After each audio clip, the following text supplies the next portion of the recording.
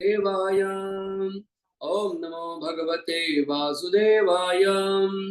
नारायणं नमस्कृत्यं नरं चैव नरोत्तमं देवीं सरस्वतीं व्यासं ततो जयमुदीरये। नष्टप्रायेषु भद्रेषु नित्यं भागवत सेवया भगवतीरुत्तमा श्लोके भक्तिर्भवति नैष्ठिकी।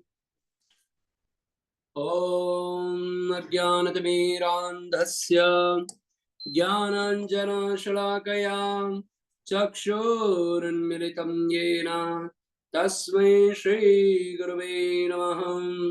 नमो वैष्णवपादाय कृष्णपृष्ठाय भूतले श्रीमतेर्भक्तिवेदान्त स्वामिनिति नामिने। नमस्ते सारस्वती देवे गौरवाणी प्रचारिणे निर्विशेष शून्यवादी पाश्चात्य देश तारिणे। जय श्री कृष्ण चैतन्य प्रभु नित्यानंद श्री अद्वैत गदाधर शिवासादि गौर भक्त वृंद। हरे कृष्णा कृष्णा कृष्णा हरे हरे, हरे राम राम राम हरे हरे। हरे कृष्णा। सभी भक्तों का हम हार्दिक स्वागत करते हैं। आप सभी लोग यहाँ पर समय पर उपस्थित हो जाते हैं और जो हमारा कथा चल रहा है श्रृंखला 16 संस्कारों का, उस पर हम आज विस्तार से चर्चा करने वाले हैं। तो आज का जो संस्कार है वो है नामकरण संस्कार, नेम सेरेमनी, नामकरण। तो अगर आप नामकरण संस्कार जो है, पहले उसको समझने के लिए, जो बच्चे का कल हमने जन्म करा दिया, हम लोग ऐसे श्रृंखला में ही चलते हैं। ये भी एक बच्चा है जो गर्भाधान हो गया, फिर उसका पुंसवन हो गया, सीमंतोनयन हो गया और जात कर्म हो गया। ठीक है, तो आज जात कर्म संस्कार कल हमने बताया था कि जैसे जैसे समय आता है तो वैसे वैसे बच्चों का जो होता है उनका नेम सेरेमनी जो होता है वो करना चाहिए। तो शास्त्रों में ऐसे बताते हैं कि नामकरण का अर्थ क्या होता है। नाम और करण, नाम मतलब जो नाम दिया जाता है, और करण अर्थात उसके अंदर वैसे गुण होते हैं। ठीक है, नाम करण, करण मतलब क्रिया। तो जो बच्चे जिनको माता पिता जैसा नाम देते हैं वो वैसे ही करण माने वो अपने जीवन में वैसे ही गुण लेके आते हैं, उसी को नामकरण कहते हैं। ठीक है, तो कई बार ऐसा देखा जाता है कि जो बच्चों को हम लोग जो नाम देते हैं वो नाम में उनके वैसे गुण दिखाई नहीं देते, है ना। या कभी कभी ऐसा बोला जाता है तेरा नाम रखा किसने, ऐसा, है ना।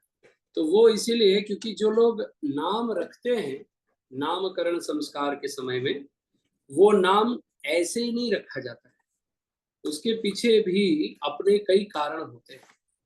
उन कारणों को समझ करके जब हम नामकरण संस्कार करेंगे तो हमें समझ में आएगा कि बच्चे के अंदर वास्तव में कैसे सद्गुण उपस्थित होंगे। ठीक है, तो चलिए आज आगे बढ़ते हैं नामकरण संस्कार को अच्छे से समझने के लिए। जब जैसे मैंने इंट्रोडक्शन दिया कि नाम और करण, करण मतलब होता है क्रिया, और नाम मतलब ऐसा नाम जो हम बच्चे को देते हैं। तो आकाश के 12 भाग होते हैं। ठीक है, तो आकाश के जब 12 भाग होते हैं तो उस भाग में 12 राशियों को डिवाइड किया जाता है। ठीक है, पहले तो आप समझिए ध्यान से, जब बच्चे का जन्म जिस समय हुआ है उस समय आकाश की काल गणना को देखा जाता है। तो अभी हम लोग बैठ के ऐसे आकाश को नहीं देखते, हम लोग क्या खोलते हैं, पंचांग। पंचांग खोलने के बाद में मालूम पड़ता है कि इस बच्चे में कौन से गुण हैं, कौन से दुर्गुण हैं, और ये किस राशि किस नक्षत्र में जन्म हुआ है। तो ऐसे जब चीजों को आप समझोगे तब आपको जाकर के समझ में आएगा कि नामकरण संस्कार क्या है। ठीक है, तो थोड़ी बहुत चीजों को और समझने का प्रयास करेंगे हम लोग। जब 12 राशियां होती हैं, ठीक है, 12 राशियों में चंद्रमा जिस राशि के साथ अपना संबंध बना लेता है वही बच्चे का जन्म राशि होता है। आई रिपीट, चंद्रमा राशि, 12 राशियां होती है। पता है ना आप लोगों को 12 राशियां होती है? नहीं पता है? 12 राशियां, मेष, वृषभ, मिथुन, कर्क, सिंह, कन्या, तुला, वृश्चिक, धनु, मकर, कुंभ, मीन। ठीक है, तो ये सब जो राशियां होती हैं इनके ऐसे नाम हैं। इंग्लिश में भी इसका नाम है Aries, Taurus, Gemini, Cancer, Leo, Virgo, Libra, Scorpio, Sagittarius, Capricorn, Aquarius और पाइसिस। ठीक है, तो यहाँ पर हमने आपको इंग्लिश और हिंदी दोनों में नाम बताए राशियों के। ठीक है, ये राशियों के नाम अगर आपने लिखे तो अच्छा है, ऐसे रिकॉर्ड हो जाएगा तो कोई प्रॉब्लम नहीं है। ठीक है, तो ये 12 राशियां जो हैं ये बहुत मैटर करती हैं। और मैंने जैसे कहा कि आकाश के 12 भाग करते हैं, तो अगर आप लोग कुंडली जानते होंगे तो आपको पता चलेगा कि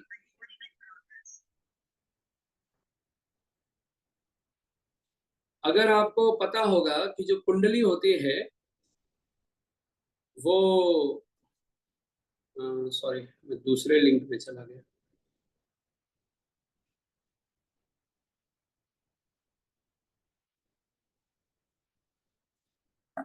तो जो आकाश के 12 भाग की बातें हम कर रहे हैं वो कुंडली से रिलेट करता है। एस्ट्रोलॉजिकली जो होता है वो हम सब कुंडली से जानते हैं एक दूसरे को। तो जैसे आप कुंडली, अगर आप लोगों ने चार्ट देखा होगा तो उसके ऐसे 12 हाउसेस होते हैं। मैं आप लोगों के साथ स्क्रीन शेयर कर रहा हूँ, शायद आपको थोड़ा आइडिया आ जाए।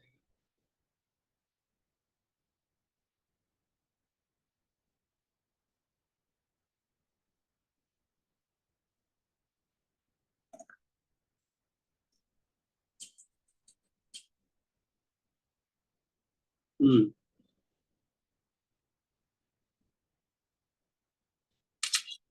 तो ये है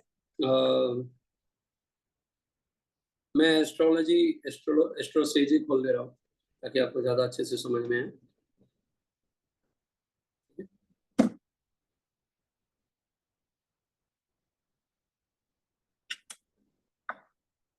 ओके, तो ये मोबाइल में ऐसे ही दिखेगा आपको सीधे सीधे। तो ये जो आप देख पा रहे हैं इसमें ये जो कुंडली है ना, ये जो चार्ट है, तो उसमें जो 12 नंबर लिखा हुआ है आप लोग ध्यान से देखिए। ठीक है, तो जो 12 नंबर है वो पहला हाउस है। ऐसे करके यहाँ से एंटी क्लॉकवाइज चलता है। 1 नंबर, 2 नंबर, 3 नंबर, 4 नंबर, तो मतलब आप उससे वो 1 नंबर पीछे चल रहा है। ये कुंडली ऐसा है, मतलब वो जो हाउस है ना जिससे 12 नंबर मतलब वो पहला हाउस है। फिर 2 नंबर मतलब वो दूसरा हाउस है। तो जिसमें एक लिखा है वो राशियों के नाम लिखे, 12 राशियां है ना, तो 12 राशियों के नाम उसके नंबर के हिसाब से लिखे हुए हैं। ठीक है, तो ऐसे जब कुंडली जो चार्ट देखा जाता है तो इससे मालूम पड़ता है, ये इन जनरल है, ऐसे बहुत सारे मैं आपको कुंडलियां खोल के दिखा सकता हूँ। ठीक है, कभी भी आप जब कुंडली देखेंगे तो इसमें ऐसे नंबर चेंज हो जाएंगे, जैसे अभी पहले वहाँ 12 था, अभी देखो 11 हो गया है। ठीक है, तो ऐसे बहुत सारे लोगों की कुंडलियां जो होती हैं वो आपको देखने को मिलेगा कि इनकी कुंडलियां जो होती हैं वो ऐसे ही होती हैं। अब ये कुंडली थोड़ा सा अच्छा है तो इसलिए मैं इसको आपको समझने में आसानी होगी। जैसे फर्स्ट हाउस में 1 नंबर लिखा है मतलब मेष राशि है, सेकेंड हाउस में वृषभ राशि, तीसरे में ऐसे करके पूरे टोटल 12 हाउसेस होते हैं। तो 12 हाउस को हमको समझने में आसानी होती है। ठीक है, तो ये कुंडली जो होती है ये बच्चों का देखा जाता है जब उसका जन्म होता है, तो कि कौन से राशियां, अभी चंद्रमा किस राशि के साथ संबंध बना रहा है। तो ये थोड़ा सा ऊपर जाएगा, बट आप थोड़ा सा ट्राई करिए समझने का, ज्यादा कुछ मैटर इशू नहीं है इसमें, बहुत इजी है। तो देखिए चंद्रमा जो है वो एक हाउस में बैठा हुआ है और वो 3 नंबर के हाउस के साथ, तीसरे हाउस में 3 नंबर के साथ बैठा हुआ है चंद्रमा। इतना समझ में आ रहा है सबको? ठीक है, तो चंद्रमा बुध के साथ में बैठा है, सॉरी उसका जो राशि है वो मिथुन राशि आएगा, तीसरा राशि। तो मिथुन राशि जब आएगा तो व्यक्ति का जो स्वभाव होगा वो मिथुन राशि का मतलब होता है मिलनसार और ज्यादातर अकेले रहना, छुप के काम करना, ऐसे उनके स्वभाव होते हैं। ठीक है, ऐसे बहुत सारे गुण होते हैं उसमें, ये इन जनरल बता रहा हूँ। ऐसे अगर आप दूसरी कुंडली देखेंगे तो हम लोग वहां पे दूसरी बातें बताएंगे। अब यहाँ पर देखिए चंद्रमा किसके साथ में है? 4 नंबर के साथ। नीचे देखिए, अगर आप गिनती गिनेंगे तो जहाँ 4 नंबर लिखा हुआ है उधर देखो चंद्रमा बैठा है। ठीक है, तो इसका अर्थ होता है कि यहाँ पे चंद्रमा कर्क राशि के साथ संबंध बना रहा है। तो जब वो कर्क राशि के साथ संबंध बनाएगा, चंद्रमा अगर कर्क राशि में आ गया तो उसका जो जन्म राशि है वो कर्क कहलाएगा। ऐसे ही अनेकों डेट्स टाइम पे सब डिपेंड करता है। ठीक है, तो अब हम लोग जिस विषय पे चर्चा कर रहे हैं वो ऐसा चर्चा है कि जब बच्चे का जन्म होता है तो जन्म कौन सा टाइम कंसीडर किया जाता है, ये बहुत मैटर करता है। जन्म जो है कौन से टाइम में उसका कंसीडर किया जाता है, टाइमिंग को लेकर के। अभी कई इसमें गुह्यतम बातें आती हैं। अधिकतर समय में जो लोग बच्चों को जब जन्म होता है, जब माँ के गर्भ से बाहर निकलता है तो उस टाइम को नोट करते हैं। दूसरा, ये कैसे कैसे टाइम को नोट किया जाता है आप ये लिख भी सकते हैं, आपको याद भी रहे। पहला होता है जब बेबी गर्भ से बाहर आता है, माँ के शरीर से बाहर निकलता है तो उसका टाइम नोट किया जाता है, बर्थ टाइम। दूसरा लेवल है बर्थ टाइम नोट करने का जब वो पहली बार सांस लेता है। तो ऑलमोस्ट सब सांस सांस अब कैसे लेता है, पहले उसका धड़कन जो होता है ना वो माँ के नाभि से जुड़ा हुआ होता है। तो इसके लिए नाल जब काटते हैं तभी उसका पहला सांस लेता है, ऐसा होता है। ये दूसरा हुआ। तीसरा ये होता है कि नाल कब काटा, जो हमने कल बताया था ना, एम्बिलिकल कॉर्ड, एम्बिलिकल कॉर्ड। तो वो जो नाल होता है उसको कब काटा वो टाइम नोट किया जाता है। तो 3 ऐसे एंगल हैं जिसको टाइम नोटिस किया जाता है और तीनों में टाइम में डिफरेंस होते हैं। लेकिन अभी आजकल ये सब फास्ट प्रोसेस होता है तो एक ही टाइम ही मिलता है। पहले होता था माँ के गर्भ से निकला है तो वो टाइम नोट किया जाता था। फिर उसके बाद में नाल, क्योंकि मैंने बताया था ना 1.5 घंटा 3 घंटा रहना चाहिए, तो नाल को जब काटते हैं तो नाल को काटने का भी टाइम रहता है कि भाई ये मुहूर्त सही चल रहा है अब इसमें काट दो। तो वो हालांकि अब उसका बर्थ तो वही, राशि तो वही रहेगा, राशि हर 2 दिन में बदलता है तो राशि चेंज नहीं होगी। नक्षत्र में भी देखा जाता है कि कौन सा नक्षत्र में कौन सा चरण चल रहा है, उस आधार पर उसका नाल काटा जाता है। तो ये जो जन्म होता है बच्चों का वो उस आधार पे गिनती गिना जाता है। ठीक है, तो वो जो टाइमिंग है वो उस हिसाब से नोट किया जाता है। अब ये जो बर्थ टाइमिंग है इसी को टाइम को लेकर के ही कोई बच्चे का भविष्य निर्धारित होता है।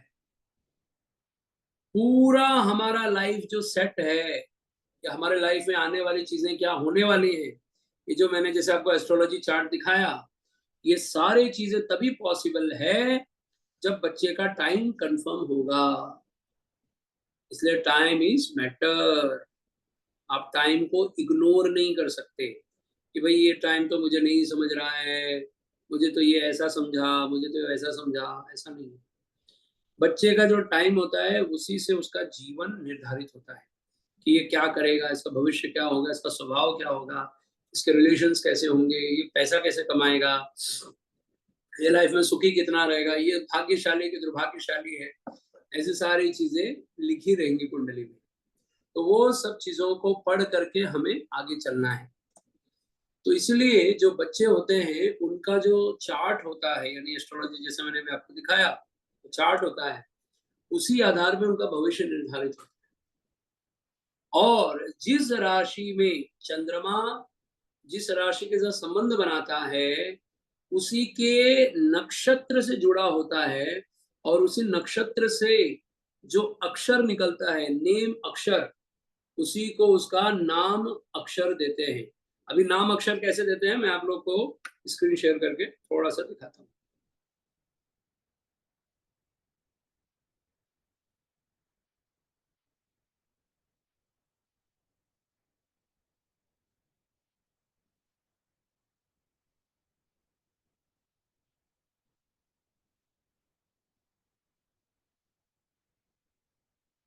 अभी ये एक एप्लीकेशन है, यहाँ पर आप देख रहे हैं स्वस्तिक का चिन्ह है, जो व्हाट्सएप ऊपर का लाइन में आप देखिए स्वस्तिक का चिन्ह है। इसको हिंदू कैलेंडर बोलते हैं, ये आप लोग देख सकते हैं, काफी अच्छा कैलेंडर माना जाता है। अब इस कैलेंडर में आप देखेंगे तो मैं पंचांग खोल रहा हूं, और इस पंचांग में आप नीचे जाएंगे तो ये राशि, ये नक्षत्र के नाम है, और यहाँ पर जो टाइमिंग लिखी हुई है 8:43, फिर 14:09, 19:33, 19:33, ये उस नक्षत्र के चरण के टाइम है। ये भी अगेन ये एस्ट्रोलॉजी चीज है, ये आपको थोड़ा प्रैक्टिस करने पे समझेगा, इससे नहीं समझेगा। तो इसमें जैसे अब उस बालक का जन्म मान लो सवेरे 9 बजे हुआ है, तो उसका राशि क्या होगा, उसका राशि होगा उत्तर भाद्रपदा, पूर्व भाद्रपदा, उत्तर भाद्रपदा। तो इसका जो राशि होगा वो होगा मीन राशि। ठीक है, अब आपको मीन राशि कहाँ दिखाता हूँ, देखो यहाँ पर, हाँ अब आप देखिए यहाँ पर मीन राशि दिख रहा है, चंद्र राशि लिखा हुआ है आपके सामने। इसको और ऊपर करता हूँ, देखिए चंद्र राशि दिख रहा है आपको, मीन राशि लिखा है। वो क्यों है, क्योंकि जो टाइमिंग है उस टाइमिंग के आधार पे तीनों जो दोनों नक्षत्र, पूर्व भाद्रपदा उत्तर भाद्रपदा, वो दोनों नक्षत्र उसी का है। अब आप देखिए वहां पूर्व भाद्रपदा के आगे 4 लिखा है और दी वर्ड लिखा है, यानी चौथा चरण और दी नाम है। तो उसका नाम वर्ड जो आ रहा है वो दी से आएगा। अगर जो बच्चा 8:43 के पहले जन्म लेता है तो उसका नाम अक्षर दी से आएगा। अभी यही बच्चा अगर 9 बजे जन्म लिया तो इसका नाम क्या आएगा, नाम अक्षर दू आएगा। क्यों, क्योंकि पहला चरण है, एक नक्षत्र के 4 चरण होते हैं, तो 1 2 3, अभी इसको नेक्स्ट मंथ नेक्स्ट में करेंगे तो 4 आ जाएगा। ठीक है, जो पद चरण लिखा है 4 हो जाएगा। 25 में चलेंगे तो ये ऐसे आएगा। थोड़ा बहुत समझ में आ रहा है आप लोग? यहाँ पे किसी को कोई प्रश्न है तो बोलिए, मैं आपको थोड़ा बहुत इसमें आइडिया और देना चाहता हूँ। हरे कृष्ण प्रभु। यस, हेलो, प्रणाम। हाँ वो प्रभु, ये सूर्य राशि और चंद्र राशि में भेद क्या है? हाँ, ये बहुत इंपॉर्टेंट क्वेश्चन है। सूर्य राशि और चंद्र राशि 2 राशियां होती हैं। तो सूर्य राशि जो होता है वो फॉरेन कंट्रीज में उसी को लेकर के एस्ट्रोलॉजी बनाते हैं, और हमारे भारत में जो राशि है वो चंद्र को पकड़ के चलते हैं। हम लोग क्यों चंद्रमा को पकड़ते हैं, क्योंकि हमारे वेदों में लिखा है चंद्रमा मनसो जातः। चंद्रमा जो होता है वो माइंड को कंट्रोल करता है। तो मन से जो जब नामकरण होता है ना तो उसका नाम अक्षर इसी से दिया जाता है। तो जो व्यक्ति जब निद्रा में सोया हुआ होता है ना तो उसका नाम बुलाओगे ना तो वो नींद में कोई भी उसको टच करे कुछ करे उसको पता नहीं चलता है, लेकिन उसका नाम बुलाओगे ना तो वो नाम सुन के बाहर आ जाएगा, निद्रा से बाहर आ जाएगा। तो ऐसे जब मृत्यु हो जाती है ना तो पितृ वगैरह जब बनते हैं तो उसका भी नाम लेकर के जब श्राद्ध करते हैं ना तो ही उसको मिलता है फल। और जब भी ये संसार में यहाँ से जन्म होने के बाद से लेके अगला बर्थ होने से नामकरण करने तक हमारा वही नाम चलता है, एक ही नाम चलता है जो हमारा बर्थ में नाम दे दिया गया। ठीक है, अब किसी किसी को राशि वाला नाम नहीं मिलता है तो प्रॉब्लम होता है। तो ये तो चंद्रमा के कारण है, क्योंकि चंद्रमा मन का कारक है। अब सूर्य क्या है, सूर्य ही सभी ग्रहों का स्वामी है। तो जो जिस राशि में जन्म लिया है, अभी इस समय जो राशि चल रही है वो सूर्य मेष राशि में है। जो चैत्र महीना हमारा स्टार्ट होता है ना, ये एक्चुअली जो 12 महीने हैं, ऋतुएं हैं, ये जो 1 साल 2 साल हम लोग गिनते हैं, ये सबका एक चक्र है। ये बहुत डिटेलिंग चर्चा है, देखता हूँ मैं इसके ऊपर अलग से एक क्लास ले लूंगा पंचांग के ऊपर, आपको थोड़ा बहुत पंचांग भी आइडिया आ जाएगा। तो ये जो डिटेलिंग होती है इसमें अधिकतर जो बच्चों का जन्म होता है, राशि जो होता है, ये सब मैटर करता है। तो अभी जो मेष राशि चल रहा है ना, तो मेष राशि का मतलब होता है ये जो मंथ है वो मेष राशि का है, सूर्य वाला। सूर्य एक राशि में 1 महीना रहता है, चंद्रमा एक राशि में 2 दिन ही रहता है। चंद्रमा सबसे फास्ट ग्रह है और सूर्य थोड़ा सा स्लो है चंद्रमा के कंपेयर में। ऐसे एक एक ग्रह है, जैसे बृहस्पति किस राशि में है, बृहस्पति एक एक राशि में 16 साल रहता है, शनि एक एक राशि में 19 साल रहता है, और राहु 18 साल रहता है, केतु 7 साल रहता है। सबका अलग अलग है। मंगल जो है 10 साल रहता है, चंद्रमा 10 साल रहता है। तो ऐसे सभी राशियों के अपने अपने टाइमिंग्स होते हैं, तो वो राशि के ऊपर उतना ही काम करते हैं। और जनरली जो बाहर की जो लोग हैं वो एस्ट्रोलॉजी जो देखते हैं, वे लोग जो एस्ट्रोलॉजी देखते हैं ना, वो सिर्फ इसी आधार पे देखते हैं कि सूर्य चंद्रमा का नक्षत्र क्या है, सूर्य किस राशि में है, उसी के हिसाब से उसका प्रेडिक्शन दे देते हैं। तो वो भी गलत नहीं है, उनका भी एंगल सही है, पर जो हमारा ग्रह नक्षत्र है वो सब अलग लेवल का है। इसलिए हमारा जो वैदिक पंचांग है उसमें चंद्रमा को वैल्यू ज्यादा दिया है, क्योंकि चंद्रमा हर दिन बदलता है। तो इसलिए आप देखो ना, आज जो व्यक्ति जन्म लिया है, कल जो व्यक्ति जन्म लेगा, उन दोनों में अंतर मिलेगा ना। और तो और जो अभी सुबह जन्म लिया, जो शाम को जन्म लिया, जो रात को जन्म लिया, उसमें फर्क होता है। वो तो छोड़ो, 2 बच्चे जुड़वा हैं, हार्डली 2 मिनट 5 मिनट का फर्क होता है, तो उन बच्चों की भी कुंडली राशि तो एक ही दिखेगी और उनके स्वभाव में भेद दिखेगा। क्योंकि जब हर ग्रह जो 9 ग्रह है ना, वो 9 ग्रह हर सेकंड भी बदलते रहते हैं, इसलिए स्वभाव जो होता है ना, एक एक सेकंड का गिनती गिना जाता है। ऐसे फट फट फट फट बदलते हैं। जैसे आपने बाइक के गियर्स देखे होंगे, कार के गियर देखे होंगे, तो एक छोटा गियर होता है जो सबसे फास्ट घूमता है, फिर उसका वाला उससे थोड़ा, उसके बाद उसका, और जो टॉप गियर होता है वो बहुत स्लो स्लो घूमता है। ठीक है, तो हमारे यहाँ उल्टा होता है, जो फर्स्ट गियर होता है थोड़ा बड़ा होता है, छोटा गियर, फिर जो सबसे तेज चलने वाला है उसको हम 5वां गियर बोलते हैं। ऐसा मतलब स्पीड में जो घूमता है उसको। तो एनीवे, आप कोई भी एंगल ले लो, तो छोटे से बड़ा या बड़े से छोटा जो भी हम पकड़ते हैं, तो एक होता है सबसे बड़ा होता है, एक होता है जो सबसे छोटा होता है।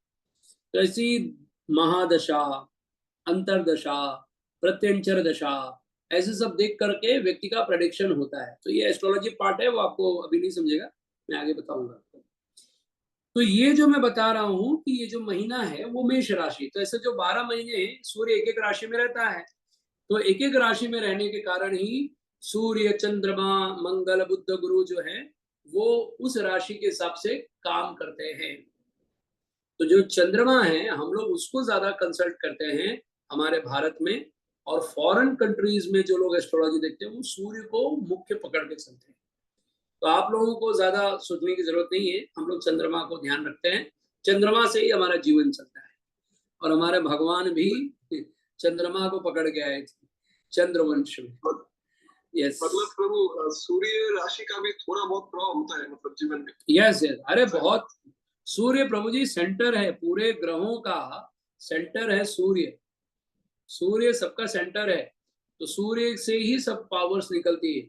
ये यमराज धर्मराज ये सब सूर्य के पुत्र हैं, अश्विनी कुमार यमुना ये सब सूर्य के पुत्र हैं। तो आप सूर्य को साधारण हम लेते ही नहीं। और सोम तो चंद्रमा है, तो चंद्रमा जो होता है वो तो एक देवता है, सूर्य देखा जाए तो देवताओं में भी सबसे पावरफुल सूर्य है, ऐसा देखा जाता है। पर सूर्य नारायण भी है, स्वयं भगवान की आंखों से प्रकट हुए सूर्यदेव। तो इसलिए सूर्यदेव कोई साधारण नहीं है, लेकिन जो राशियों का कैलकुलेशन होता है, जिससे हम सारा उसका लाइफस्टाइल देखते हैं, वो सोम के कारण होता है। सोम एक चंचल ग्रह है। सोम का अगर आपको स्टोरी पता होगा कि वो मतलब बृहस्पति की पत्नी को लेके भाग गया था। खुद देवता होकर के भी देवता की पत्नी को लेके राक्षसों जैसा व्यवहार किया था उसने। तो बृहस्पति ने उसको श्राप दिया था, मैं तेरे को खत्म करके ही मानूंगा। तो वो चंद जब वो बोला कि तू, बृहस्पति ने बोला मैं तुझे श्राप देता हूँ, तू धीरे धीरे घटता जाएगा और खत्म हो जाएगा। तो सीधा भागा वो सोम, देखने लगा कि अरे मेरा बॉडी पार्ट कम होते जा रहा है। तो इतने में वो भागा सीधा किसके पास, शिव जी के पास। और जब शिव जी के पास जब पहुंचा ना, जब तक शिव जी के पास पहुंचा तब तक वो ऑलमोस्ट खत्म होकर के थोड़ा सा लाइन बचा हुआ है। इसलिए जो हम मून देखते हैं ना, अभी मैं आपको इसमें भी दिखाता हूँ, ये आपको थोड़ा सा आइडिया आएगा। अभी ये जो आप बॉल्स देख रहे हैं, ये एक्चुअली चंद्रमा का पूरा पावर है। तो देखो जिसमें जो नंबर 1 आ रहा है, राइट, नंबर 1 जो है दिख रहा है आपको, उसमें चंद्रमा देखो आधा है, एकदम थोड़ा सा है। ठीक है, दिख रहा है किसी को? जो 1 तारीख मंगल लिखा हुआ है, मंगल के आगे नीचे जो है वो देखो 1 लिखा हुआ है, वो डेट है हमारा। तो 1 तारीख को चंद्रमा जो था वो चतुर्थी तिथि लगी थी। और देखो यहाँ पर 12 तारीख को देखिए चंद्रमा फुल मून है, 15 नंबर लिखा हुआ है। ठीक है, और फिर आप देखिए फुल मून के बाद धीरे धीरे अमावस, अभी कृष्ण पक्ष चल रहा है, तो 16 17 अभी देखो धीरे धीरे घटते घटते घटते घटते, देखो कल होगा 27 जब आएगा, देखो येलो मार्क है उधर 27, यानी ये अमावस्या का दिन है। इसमें पूरा चंद्रमा गायब है, 28 29 तो पूरा ही गायब है चंद्रमा। ठीक है, और ये 30 तारीख को देखिए पूरा अमावस्या माना जाएगा। इसमें 30 को अमावस्या लगी, मतलब 27 तारीख, यानी ये जो संडे आ रहा है परसों, उस दिन अमावस्या रहेगी। देख रहे हैं आपको, जो 30 नंबर लिखा है, नीचे 27 लिखा है, 27। तो ये चंद्रमा जो है, मैं आपको ये बताना चाह रहा था कि चंद्रमा कितना बच गया था जब वो शिव जी के पास पहुंचा था। तो जो 1 नंबर में आप देखेंगे ना चंद्रमा, बस वो उतना ही बचा था चंद्रमा। और ये देखो जो मुस्लिम लोग हैं, वो लोग इसको ही ज्यादा अपना भगवान मानते हैं, सोम को, क्योंकि वो सोम को उतना ही मानते हैं, इसलिए वो लोग चंद्र को मानते हैं। और चंद्रमा कैसा रहता है वैसा ही स्वभाव इनका होता है। इसलिए आप देखोगे इनकी पूरी जो फिलॉसफी है वो सब उसी बेस पर ही। ये कब क्या बोलते हैं और कब क्या करते हैं इनको खुद नहीं पता होता। तो एनीवे, तो कहने का मतलब है चंद्रमा जो होता है वो इसी मैटर पे ऐसा ही इतना ही बच गया था। तो शिव जी ने उसको आशीर्वाद दिया कि कोई बात नहीं, तो अभी घट जाएगा, खत्म हो जाएगा, लेकिन फिर तो बाद में बढ़ जाएगा और धीरे धीरे तो अपने रूप में वापस आ जाएगा। समझे आप? तो इस प्रकार ये जो चंद्रमा है वो ऐसे काम करता है सबके ऊपर। तो अब हम आते हैं, ये तो मैंने आपको बताया राशि वगैरह, ठीक है, जिसमें नाम अक्षर कैसे निकलता है, उसके वर्डिंग्स क्या होते हैं। तो आप जब भी राशि जन्म होता है, तो अभी थोड़ा एस्ट्रोलॉजी पार्ट ले लूंगा मैं, एक बार एक क्लास से एस्ट्रोलॉजी पे लूंगा, तो आपको और अच्छे से, और मैं थोड़ा अच्छा पीपीटी पे समझा पाऊंगा, आपको ज्यादा समझ में ग्रहों के नाम वगैरह। और आप लोग अगर होमवर्क कर लोगे, थोड़ा याद वाद कर लोगे, तो आप बेसिकली एप्लीकेशन खोल के, कोई बोलेगा ना प्रभु जी मेरे बच्चे का जन्म हुआ है, मैं कौन, इसका नाम क्या रखना चाहिए, आप आराम से बता दोगे ये नाम रखना चाहिए। एकदम इजीली, कोई बड़ी चीज नहीं, सब आजकल एप्लीकेशन में उपलब्ध है। सिर्फ थोड़ा सा स्टडी करने की और थोड़ा सा मेहनत करने की जरूरत है, बस हर चीज हमारे सामने है। ओके, तो अभी नामकरण संस्कार, यस यस बोलिए प्रभु। प्रभु जैसे पुत्र जब अरे मेरा कुछ है डेट के हिसाब से नहीं मिला, देखो अरे मेरा नाम की बस आपने तो मेरे दिल के तार वो क्या कहते हैं छेड़ दिए। ये तो बहुत बड़ा टॉपिक हो जाएगा, लेकिन रुको रुको रुको, पहले आप ये पूछना वापस अगर मैं भूल गया तो, पर आप पहले हम नामकरण को कंप्लीट कर दे, वरना मैंने कहा ना मेरे दिल के तार छेड़ दिए आप, फिर उसके ऊपर ही चर्चा करना। ठीक है, तो नेम सेरेमनी, अरे जो होता है नामकरण संस्कार, ये बच्चों को कैसे नाम देना चाहिए उसके ऊपर अभी चलते हैं, थोड़ा सा टॉपिक सुनते हैं। तो पहले होता है नामकरण। तो नाम ऐसा देना चाहिए बच्चों को कि उनका नाम जो होता है वो भी सिस्टमैटिक होना चाहिए। बच्चों का नाम सिस्टमैटिक होना चाहिए। उनको कोई भी नाम कभी भी कैसे भी नहीं देना चाहिए। जन्म राशि वाला जो नाम होता है वही नाम बच्चों को देना चाहिए। आजकल क्या हो गया है, आजकल नहीं कई समय से चल रहा है कि लोग राशि वाला नाम बोलते नहीं नहीं नहीं रखने का, उससे आयु कम हो जाता है। पर एक्चुअली राशि वाला ही नाम रखना चाहिए। पहले के समय में जो देवता लोग, जो राजा महाराजा हुआ करते थे, उनके दो नाम हुआ करते थे। एक होता था व्यवहारिक नाम और एक होता था छुपा हुआ नाम। तो जो व्यवहारिक नाम होता था वो दुनिया को पता होती थी, पर उसका एक राशि वाला नाम होता था वो किसी को नहीं बताते थे। क्यों? क्योंकि कोई नाम सुन के पता लगा लेता था इसका जन्म कब, कहाँ, कितने बजे हुआ है। तो उस बेस पे वो उसके ऊपर कोई भी नेगेटिविटी कर सकता है। इसके लिए वो लोग पहले वो नाम नहीं रखते थे। वो नाम दुनिया को पब्लिकली नहीं बताते थे, उसका छुपा हुआ नाम था। पर बाद में जैसे देखो भगवान का नामकरण संस्कार हुआ, तो वहां पर कौन से ऋषि आए थे, ध्यान नहीं आया, गर्ग मुनि। यस। तो गर्ग मुनि जब आए थे तो वसुदेव जी, अरे नंद बाबा ने क्या बोला कि अरे आप आए हैं, आपने ये किया है, वो किया, ऐसा वैसा, एक काम करो नामकरण ऐसे ही कर दो फटाफट छुप के। तो नामकरण एक्चुअली ज्यादा पब्लिकली नहीं की जाती थी पहले। ये कुछ संस्कार होते जो थोड़े सीक्रेट ही रखे जाते थे, ज्यादा उनको हाईलाइट नहीं किया जाता था। तो नामकरण जो है वो थोड़ा छुपा करके किया था भगवान। उन्होंने बताया कि ये कौन थे, पूर्व जन्म में इसने क्या किया था, इस जन्म में ये क्या करने वाले। गर्गाचार्य जो है बहुत बड़े एस्ट्रोलॉजर थे, तो वो सब बताते थे। तो ऐसे ये बहुत सारे स्थान हैं जहां पर देखा जाता है कि नामकरण जो है इसको थोड़ा छुपा के किया। ठीक है, तो नामकरण संस्कार ऐसे होता है। अब अगला केस आता है कि जो बच्चों का नाम होता है वो राशि वाला नाम रखना चाहिए कि व्यवहारिक नाम ही रखना चाहिए हमें। आज के वर्तमान युग में इसकी कोई जरूरत नहीं। आज के वर्तमान युग में कोई जरूरत नहीं। जो भी राशि वाले नाम होते हैं वो अगर आप रखते हो उल्टा बेनिफिट होता है। जैसे एक उदाहरण के लिए देता हूँ। अब आप मान लीजिए कोई बच्चा जो है वो आ, मकर राशि में उसका जन्म हुआ, तो आपने मकर राशि वाला नाम रखा तो ठीक है। लेकिन आपने मकर राशि वाला नाम ना रख करके मेष राशि वाला नाम चुन लिया, तो अभी अभी मकर राशि से 7.5 निकला है और अभी अभी मेष राशि में एंट्री की है। तो अभी अभी वो 7.5 से जो बेचारा निकला है तो मतलब थोड़ा शांति मिलेगा, लेकिन वापस से 7.5 में घुस गया वो, क्योंकि दो नाम है उसके। तो जीवन भर स्ट्रगल ही स्ट्रगल करते रहते हैं ऐसे लोग। जिसका दो नाम मिलता है ना, आप किसी भी व्यक्ति को मिल के आइए, उसके अगर दो नाम है ना, आप देखिए पागल हो जाएगा। दीक्षा वाला नाम नहीं बोल रहा हूँ मैं, पन्ना वाला गुरु जी हमारा तो दो नाम, दीक्षा वाला नाम नहीं बोल रहा हूँ। जिसके पास दो नाम है जन्म वाला, मतलब उसका बर्थ में घर में भी एक नाम है, और घर में भी तो लोग चिक्की बिक्की, लड़कियों का नाम कुछ भी रख देते हैं, और लड़कों का नाम पप्पू टक्कू के पता नहीं क्या क्या रख देते हैं। तो ऐसे नाम नहीं, मतलब एक ऐसा ऑफिशियली नाम रखेंगे, लेकिन एक राशि वाला नाम भी अलग रखेंगे। देखिए वो आदमी बहुत स्ट्रगल करते हुए मिलेगा, दिन रात स्ट्रगल करता है, उसका जिंदगी में कभी शांति मिली नहीं उसको। उसका सबसे बड़ा कारण है कि उसके दो नाम है। एक नाम होता है ना, चलो राशि वाला नाम नहीं रखो कोई प्रॉब्लम नहीं, लेकिन एक ही नाम दे दो तो भी चलेगा, लेकिन उसका दो नाम होता है, क्योंकि राशि वाला तो फिक्स तो है ही, वो तो जन्म हुआ है उसका, तो उसको वो ग्रह तो प्रभावित करेगा ही करेगा। लेकिन इसने दूसरा नाम ले लिया तो वो ग्रह भी इसको प्रभावित करेगा।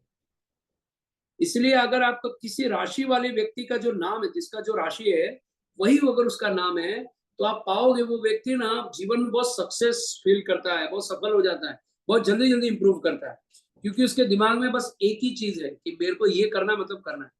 लेकिन जहां पर दो नाम होते हैं तो दो कंफ्यूजन होता है उसको, उसको लगता है ये भी सही, ये भी सही, ये भी सही, ये भी सही।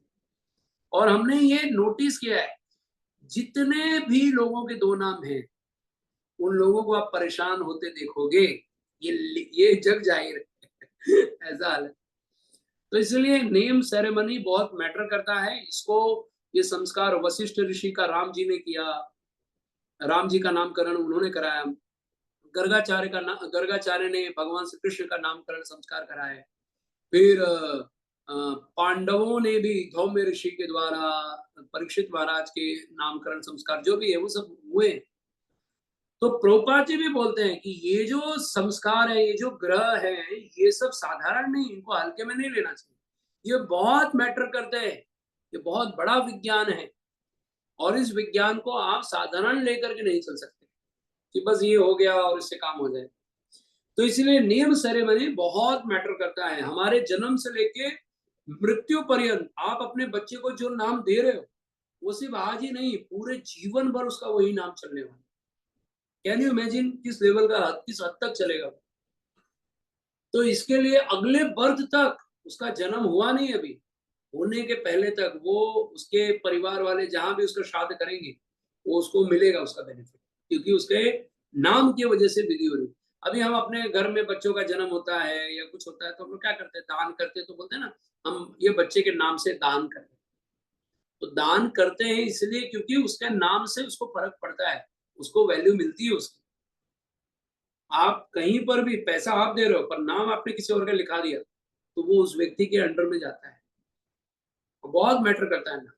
और हमारा फिलॉसफी नाम का है है कि नहीं। तो नाम बहुत मैटर करता है। अब बच्चों में लड़का या लड़की है, उसको नाम कैसे देना, इसके ऊपर भी बहुत बड़ा विचार है। लड़के के नाम के पीछे अकार आता है, लड़की के नाम के पीछे आकार आता है। लघु स्वर और दीर्घ स्वर, ये लड़कों के और लड़कियों के नाम पूरे संसार में ऐसे ही नाम रखे जाते हैं। लड़कों का नाम, जैसे लड़के का नाम है कृष्ण, तो लड़की का नाम होगा कृष्णा, द्रौपदी का नाम। लड़के का नाम होगा अश्विन, तो लड़की का क्या नाम होगा, अश्विनी, दीर्घ स्वर लगेगा। लड़के का नाम है नीलेश, तो लड़की का नाम होगा नीलेशा। ठीक है। राधा, सीता, ये वर्डिंग आप सुन रहे हैं, उसमें दीर्घ स्वर लगता है। तो ता, रा, धा, आ, दीर्घ स्वर, अ, आ, ऐसा। तो लड़कों के नाम के पीछे अकार आता है, मतलब वो एक ही अ आएगा, लेकिन लड़की के पीछे दो अ आएगा। ठीक है, मतलब अ, आ, ऐसा। अ, आ, ई, उ, जो आप लोग जानते हैं।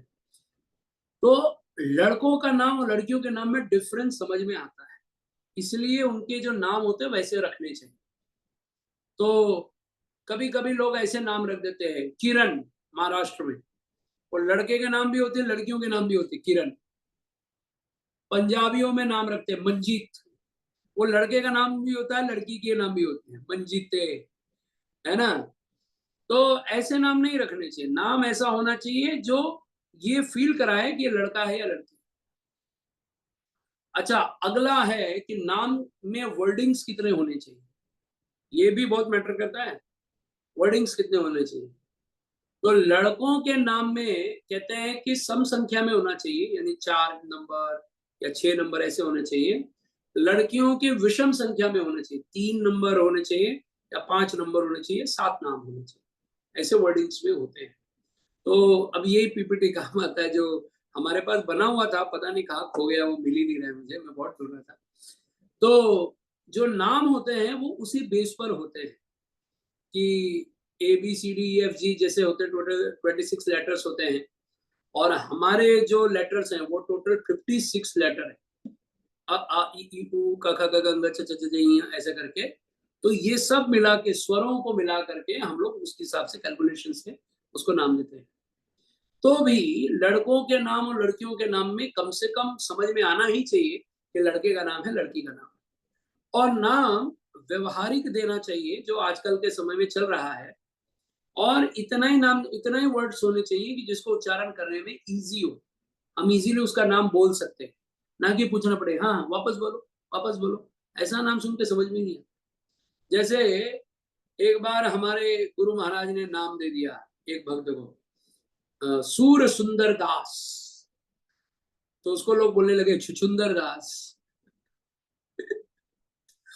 तो वो आया महाराज का, महाराज मेरा सब लोग नाम ऐसा रखती है छुछुंदर दास। महाराज बोला अरे तुमको तो सुंदर नाम दिया है, सूर्य सुंदर दास है, जो सूरों में भी सुंदर है, यानी वामन देव यानी भगवान। तो वो बोलता है नहीं महाराज मेरा नाम चेंज कर दो, मेरा नाम भी बराबर नहीं है। ठीक है। और ऐसे साउथ में नाम रखते हैं, कनकापति अपलाचलम शंकर लिंगम जगपति राजू, इतना बड़ा नाम। ठीक है। तो ऐसे भी बहुत बड़े बड़े लोग नाम रखते हैं, कनकापति अपलाचलम शंकर लिंगम जगपति राजू, ऐसे बहुत सारे नाम होते हैं। फिर जो कहीं कहीं पर बहुत शॉर्ट नाम होते हैं, जैसे चाइना में आप देखो शी जिनपिंग, बस इतना ही नाम रखते हैं, इससे ज्यादा कुछ रखते नहीं होते। इतना सा नाम में काम चला लेते हैं। हम लोग यहाँ बड़ा बड़ा नाम होता है, प्रताप सिंह राठौर, ऐसे बड़े बड़े नाम रखते हैं। और कहीं कहीं में बहुत अल्प नाम रख देते हैं, जैसे नेपाल में भी जाइए तो वहां पर मेरे को एक बार एक कोई थाईलैंड की एक लड़की मिली थी, हम कहीं गए थे विवाह कराने केरला में, तो वहां एक लड़की थी, वो थाईलैंड की थी। तो उसका हमने नाम पूछा कि तुम्हारा नाम क्या है, उसने अपना क्या नाम बताया था, बड़ा मजाक सा नाम था वो। तो हम लोग बहुत समय तक हंसते रहे उसके नाम पर, यार ऐसा नाम भी होता है क्या, अभी वो याद ही नहीं आ रहा मुझे। तो अल्टीमेट मतलब ऐसे नाम नहीं रखने चाहिए जिसको समझ ही ना आए, उसको कोई वैल्यू ही ना हो।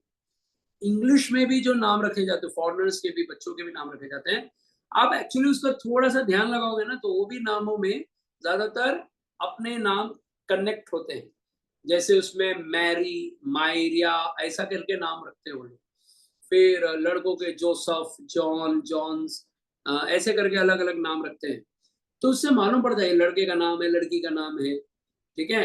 लेकिन हमारे यहाँ पर बहुत सारे लोग ऐसा कंफ्यूजिंग नाम दे देंगे, या इतना बड़ा दे देंगे, या इतना यूनिक नाम रखने के चक्कर में चले जाएंगे कि समझ में ही नहीं आता ये नाम क्या है। जैसे मायरा, कायरा, नायरा, ये समझ में ही नहीं आता ये नाम का मतलब क्या है। और गूगल में सर्च करके, आजकल हमारे गूगल ही भगवान हो गए, तो गूगल से नाम ढूंढ के लेके आते हैं और बोलते हैं कि यहाँ गॉडेस ऑफ लक्ष्मी। कहाँ लिखा है? गूगल में लिखा है। कोई शास्त्र में लिखा है क्या? किसी भगवान का नाम है, किसी देवी का नाम है। कोई आजकल बोला कि हो मायरा देवी, हो कायरा देवी प्रकट हो, ऐसा कहीं लिखा है। लेकिन लोग नाम रखने में पीछे नहीं हटते, उनको रखना है क्योंकि भाई मॉडर्न नाम रखना है। नाम मॉडर्न ही रखना चाहिए, लेकिन वो कहीं ना कहीं भगवान से संबंधित होना चाहिए। और ये जो नाम आप जिसका दे रहे हो, उसके मन पर भी उसका प्रभाव एज इट इज पड़ता है। अभी किसी का नाम आप राम देखो, अगर उसका जन्म से नाम राम है, अब उस व्यक्ति को जाके मिलो, उसका मन थोड़ा शांत मिलेगा। एक हमारी यहाँ माता जी थी, वो उन्होंने पहला जब बच्चा हुआ तो उसका नाम अक्षर कुछ और था। तो उसने बोला नहीं नहीं, मेरा पहला बेटा अगर होगा तो मैं उसका नाम कृष्णा ही रखूंगी। तो कृष्ण रख दिया। अब वो कृष्ण जैसा चंचल निकला, तो परेशान हो गई। बोलती है कि अरे प्रभु जी मुझे ये बच्चा ना, अरे मैं बहुत पागल हो गई, अगला बच्चा अगर मुझे हुआ तो मैं उसका नाम राम रखूंगी। और सही में उसको दूसरा बेटा हुआ तो उसका नाम उसने राम रखा, वो थोड़ा शांत मिला। तो कहने का मतलब नाम से भी मन पर बहुत प्रभाव करता ही है। तो इसलिए हम लोग इच्छाएं बड़ी बड़ी कर लेते हैं कि हमें ऐसा बच्चा चाहिए, वैसा चाहिए। जब नाम रखने का समय आता है ना, तो ब्राह्मणों से कंसल्ट करना चाहिए। अच्छा, नाम रखने का अधिकार किसका किसका है? सबसे पहले है कि जो घर के पुरोहित हैं, या आपके घर के कोई बड़े पुरोहित होते हैं, उनको अधिकार होता है नामकरण का। वो नाम दे दिए तो वही नाम होना चाहिए। या फिर हमारे गुरु महाराज, जो हमारे गुरु होते हैं, जिनसे हमने दीक्षा ली है या जिनसे हम शिक्षा लेते हैं, उनको भी अधिकार है नाम देने का। अगर वो भी नहीं है तो घर का कोई बड़ा सदस्य है, वो नाम दे सकता है। अगर वो भी नाम नहीं दे रहा है तो घर में कभी कभी रिस्पेक्ट करने के लिए बुआ को कहा जाता है कि बुआ जो पिता की बहन है वो नाम देती है। ऐसा ये रिस्पेक्ट के लिए होता है। या फिर अगर कोई नहीं देने वाला है नाम, तो पिता स्वयं ही बच्चे का नाम डिसाइड कर सकता है। पर बात यही खत्म नहीं होती। आजकल तो बिना माताओं के, बिना पत्नी, जिसने जन्म दिया है वो तो बोलते भाई मैं तो यही नाम रखूंगी, तुमको जो करना है कर लो। और वो उसने ऑलरेडी फिक्स किया होता है उसके माइंड में कि मेरे को ऐसा बच्चा, अगर लड़का हुआ तो मैं ये नाम रखूंगी, लड़की हुई तो ये नाम रखूंगी। तो वो लोग ऑलरेडी फुल प्लान्ड होते हैं। और राशि कुछ भी आए, नक्षत्र कुछ भी आए, इतने इमोशनल होते हैं, इतने मरे हुए होते हैं उन सब चीजों को लेकर के वो, कि उनको अगर कहा भी जाए अरे भाई ये नाम उसके जीवन में फायदा नहीं देगा, तो बोलते हैं नहीं, हमने तो पहले सोचा जो भी होगा भगवान देंगे। अरे तुम्हारा तो भगवान देख लेंगे, उस बच्चारे का, उसका जो जीवन है उसका क्या करोगे तुम? वो तो अपना लाइफ लेके जिएगा कि नहीं। अभी हमारे यहाँ एक भक्त था, उसका नाम पहले आयुष था, तो उसने एफिडेविट करा के अपना नाम रखा हरिहर। एफिडेविट करवाया, जब किसी को नाम चेंज करना होता है तो लॉ में एक नियम है, आप एफिडेविट कराइए, एफिडेविट कराने से उसका नाम बदल जाता है। उसने एफिडेविट करा के पूरा अपना नाम ही बदलवा दिया, मतलब उसको अपने माँ बाप का नाम अच्छा ही नहीं लगा। तो ऐसे भी बहुत महारथी लोग होते हैं जो अपने माँ बाप का नाम पूरी तरीके से बदल देते कानूनन तौर पर। तो इसलिए जो नेम रखा जाता है उसको अगर आप पहले ही ब्राह्मण से कंसल्ट करके सिस्टोमेटिक जाइए। अभी हमारे इस्कॉन में क्या सिस्टम है कि अगर कोई भी भक्त जो है उनको अगर पुत्र पुत्री की प्राप्ति होती है तो वे लोग क्या करते हैं, गुरु महाराज को नाम सेंड करते हैं। तो गुरु महाराज उसमें से कोई एक नाम सेलेक्ट करके उसको दे देते हैं, क्योंकि पहले गुरु महाराज लोग नाम डायरेक्ट देते थे कि नहीं इस बच्चे का नाम ये होना चाहिए। तो माँ घर में आने के बाद बोलते नहीं मेरे को ये नाम जमा नहीं, ये तो बहुत पुराना नाम है। तो गुरु का अपमान हो गया ना, एक तो आपने पहले बोला कि हाँ मुझे नाम दो, जब दे दिया तो आपने नहीं रखा, तो गुरु का अपमान कर दिया। तो गुरु लोगों ने सोचा कि भाई यह लोग हमारा ऐसे अपमान करके लोग अगेन लॉस करेंगे अपना ही, तो इसलिए बेटर है कि तुम ही नाम दे दो, उसमें से हमको सेलेक्ट करके दे दो, मतलब तुमको इनमें से जो अच्छे लगते हैं ना, ऐसे 5 नाम दे दो, उसमें से हम सेलेक्ट करके दे देंगे। फिर कुछ लोगों का ये हो गया राशि वाला नाम रखे कि नहीं रखे, तो गुरु महाराज को पूछते, गुरु महाराज बोलते भाई आप लोग जानो, आपका जैसा लेवल है। तो इसके लिए क्या करना चाहिए, बेसिकली आप किसी ब्राह्मण को कंसल्ट कीजिए जिस बच्चे का जब जन्म हुआ है, तो टाइमिंग वगैरह देके, ये हार्डली 1 मिनट का भी काम नहीं, with in second, 10 second 15 second का काम है बस।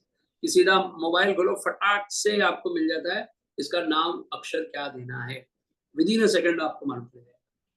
तो आप नाम अक्षर दे सकते हो, जैसे नाम अक्षर दे दोगे वो उसी से रिलेटेड आप नाम सजेस्ट कर सकते हो। लड़का है, अ है, प है, क है, म है, जो भी वर्डिंग्स आ रही है उससे रिलेटेड आप उसको नाम दे सकते हो या सजेस्ट कर सकते हो।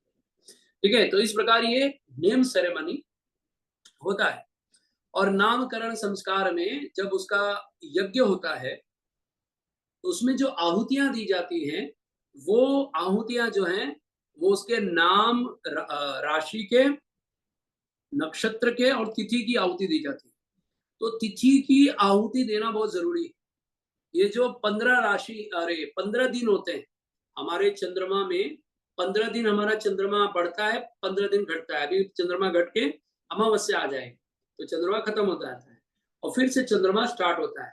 तो चंद्रमा जब बढ़ता है 28 तारीख से भी चंद्रमा पहला दिन होगा उसका, तो ऐसे शुक्ल पक्ष की ओर जाते जाते पूर्णिमा की ओर जाएगा और फिर अमावस्या आएगा तो खत्म हो जाएगा। तो ऐसे ही जो बच्चे होते हैं उनकी कौन सी तिथि में जन्म हुआ है, ये तिथि बहुत मैटर करता है। तिथि का मतलब होता है इस पर वो ठहरा हुआ है, यही उसका एक्चुअली जन्मदिन होगा। तो जन्मदिन और मृत्यु दिन ये तिथि के अनुसार ही होता है, आप इसको इग्नोर नहीं कर सकते। जन्मदिन जो हम लोग मनाते हैं ना, वो एक्चुअली जन्म तिथि बोलते हैं उसको, तिथि में जन्म हुआ होता है। तो हमारा जो पंचांग है ना, तिथि, वार, नक्षत्र, करण, योग, तो ये आज जो पहला दिन है वो आगे चल चल के पूरा जब 1 साल होगा तो सेम तिथि सेम नक्षत्र उस दिन वापस आ जाए। तो उस दिन वो बच्चा जो होता है पूरा 1 साल का होता है। जैसे उदाहरण के लिए आपको बताता हूँ, पूर्णिमा जो होती है वो आप देखो, पूर्णिमा टू पूर्णिमा हम लोग 1 महीना मानते हैं। आपको पता है 1 महीना कैसे मानते हैं हम लोग? अभी कौन सा महीना चल रहा है, कोई बताएगा? है कोई माई का लाल? वैशाख प्रभु जी। वाह, जय हो माता जी। है, हाँ, माई के लाल भी है, माई की लाली भी प्रभु जी एक सवाल उससे भी था कि नॉर्थ में पूर्णिमा से मानते हैं और साउथ महाराष्ट्र और दक्षिण में अमावस्या से मानते हैं। Yes, accurate. वो हम एस्ट्रोलॉजी क्लास लेंगे तभी बताएंगे माता जी, क्योंकि वो डिटेल हो जाएगा चर्चा और हमें आज नेम सेरेमनी पे रहना है। ठीक है, तो जो बच्चे के नामकरण संस्कार होता है वो तिथि के अनुसार, सॉरी नामकरण बनाओ, जो बच्चे का जन्मदिन होता है वो तिथि अनुसार माना जाता है। जैसे किसी को पंचमी में जन्म हुआ, किसी को एकादशी के दिन जन्म हुआ, किसी को द्वादशी का दिन जन्म हुआ, तो वो तिथि के अनुसार हम बर्थडे मनाते हैं। जैसे भगवान श्री कृष्ण का जो जन्म है कौन सी तिथि को मनाया जाता है? इट्स नॉट राशि, इट्स अ तिथि। तो हम लोग कौन सी तिथि मनाते हैं? जन्माष्टमी, राम नवमी, सीता नवमी, राधा अष्टमी। राधा रानी भी अष्टमी को ही, कृष्ण भी अष्टमी को है, राम जी भी नवमी को, सीता देवी भी नवमी। ठीक है, अगेन चलते हैं। किसी का जन्म पूर्णिमा में होता है, जैसे चैतन्य महाप्रभु, गौर पूर्णिमा। ठीक है, फिर वामन द्वादशी, नरसिंह चतुर्दशी। ठीक है, ऐसे अलग अलग जो होते हैं, ये सबके नाम अक्षर जो, अरे जो तिथियां होती हैं, उसी अधिकार उदी के हिसाब से सब लोग का बर्थडे मनाया जाता है, भगवान का भी। वैसे ही हनुमान जी का, जैसे कभी आया हनुमान जयंती, पूर्णिमा के दिन आएगा। तो राम जी का जन्म, कृष्ण का जन्म, सबका जो भी जन्माष्टमी, रामनवमी जो भी होता है, वो तिथि को पकड़ के बोलते हैं। इसलिए हम लोग एकादशी, द्वादशी, त्रयोदशी, चतुर्दशी, पंचमी, पूर्णिमा, अमावस्या, ऐसे करके हम लोग तिथियों को मनाते हैं। तो 15 दिन का कृष्ण पक्ष होता है, 15 दिन का शुक्ल पक्ष होता है। तो राम जी का जन्म हुआ है वो शुक्ल पक्ष में हुआ, और कृष्ण का जन्म कृष्ण पक्ष में हुआ है। तो कभी कभी जो हम लोग तिथियों को भी देखते हैं, पर वो शुक्ल पक्ष है कि कृष्ण पक्ष है वो भी मैटर करता है। तो वो सब देख के, कैलकुलेट करके ही इसका बर्थ में तिथि के अनुसार जो आता है, उसी से उसका जन्म माना जाता है।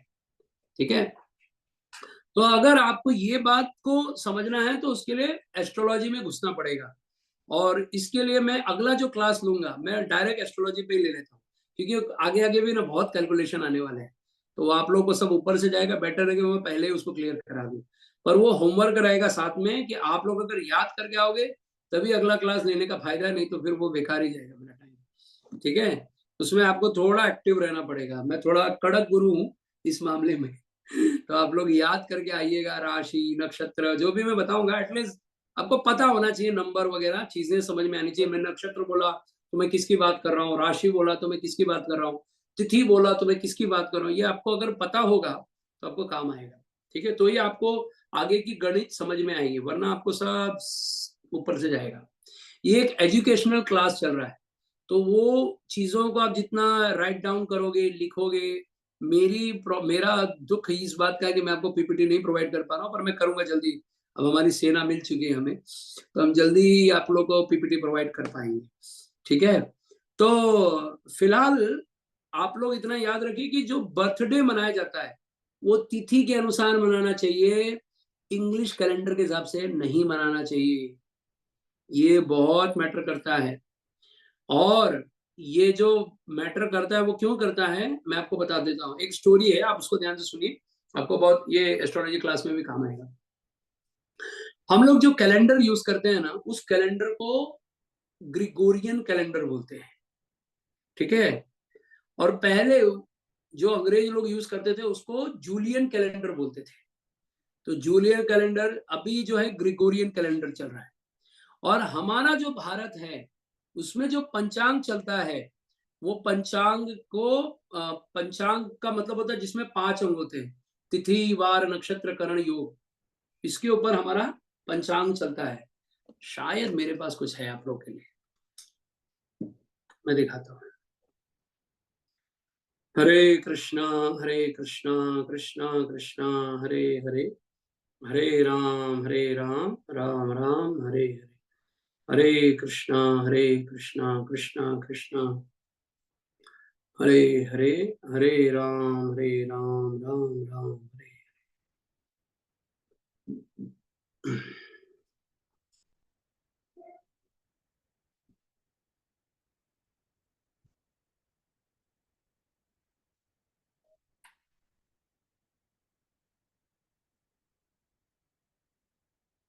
हम्म,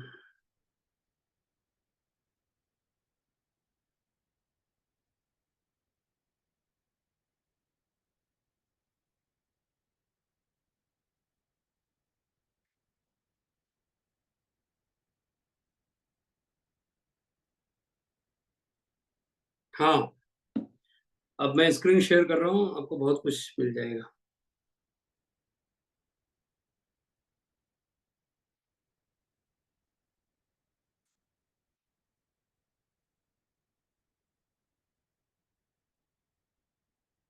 ओके, तो ये जो हम लोग पंचांग क्लास लेने वाले हैं वो मैं आपको अभी से उसके बता देता हूँ उसके बारे में। तो ये जो पंचांग है ये 5 अंग को मिलाकर होता है। तिथि, वार, नक्षत्र, करण, योग। मैं थोड़ा अपने दूसरे ग्रुप में भी भेज देता हूँ। कोई भी माता जी या जो लोग भी ऑनलाइन हैं वो मैं आपको ये स्क्रीन शेयर कर देता हूँ पीपीटी, तो आप लोग को भी थोड़ा आइडिया आ जाएगा।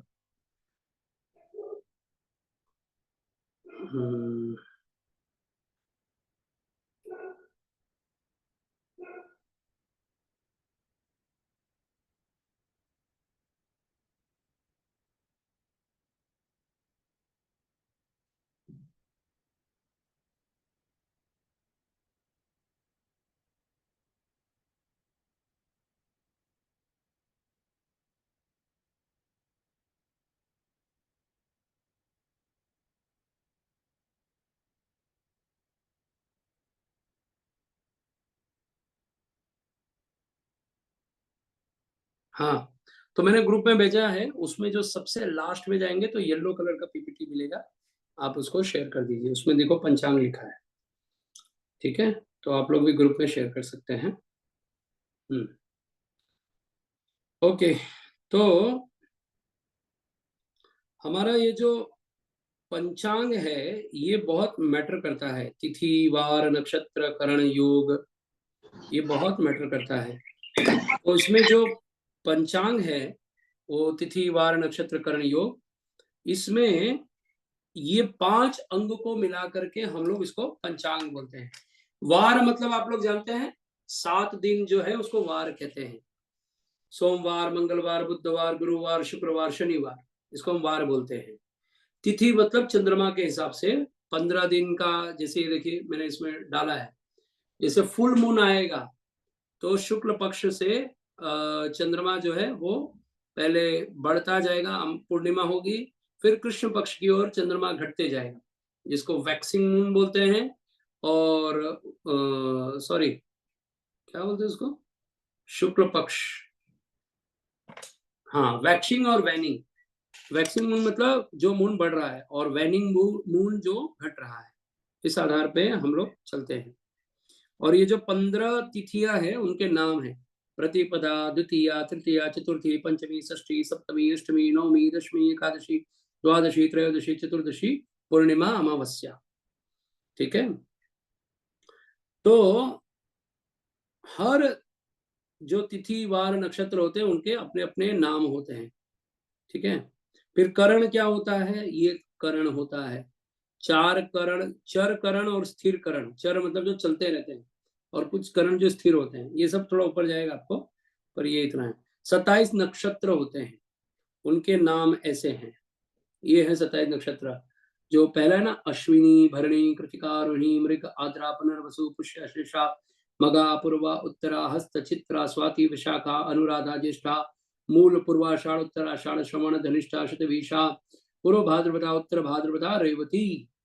और ये जो केतु, शुक्र, सूर्य, चंद्रमा, मंगल, बुध, ये सब जो लिखे हैं, ये सभी राशियों के स्वामी हैं। यानी अश्विनी नक्षत्र का स्वामी कौन है, केतु। मघा नक्षत्र का स्वामी कौन है, केतु। मूल नक्षत्र का स्वामी कौन है, केतु, ठीक है। तो ये जो अभी नक्षत्र हम लोग देख रहे हैं, तो जितने हम नक्षत्रों को देख रहे हैं सबके स्वामी भी लिखे हुए हैं। ये जो केतु, शुक्र आपके जो राइट साइड में है वो इस प्रकार से है, ठीक है। फिर योग भी आता है। योग क्या होता है, हम लोग बोलते हैं ना किस योग में जन्म हुआ है इसका, भाई ये कौन से योग में जन्म लिया है।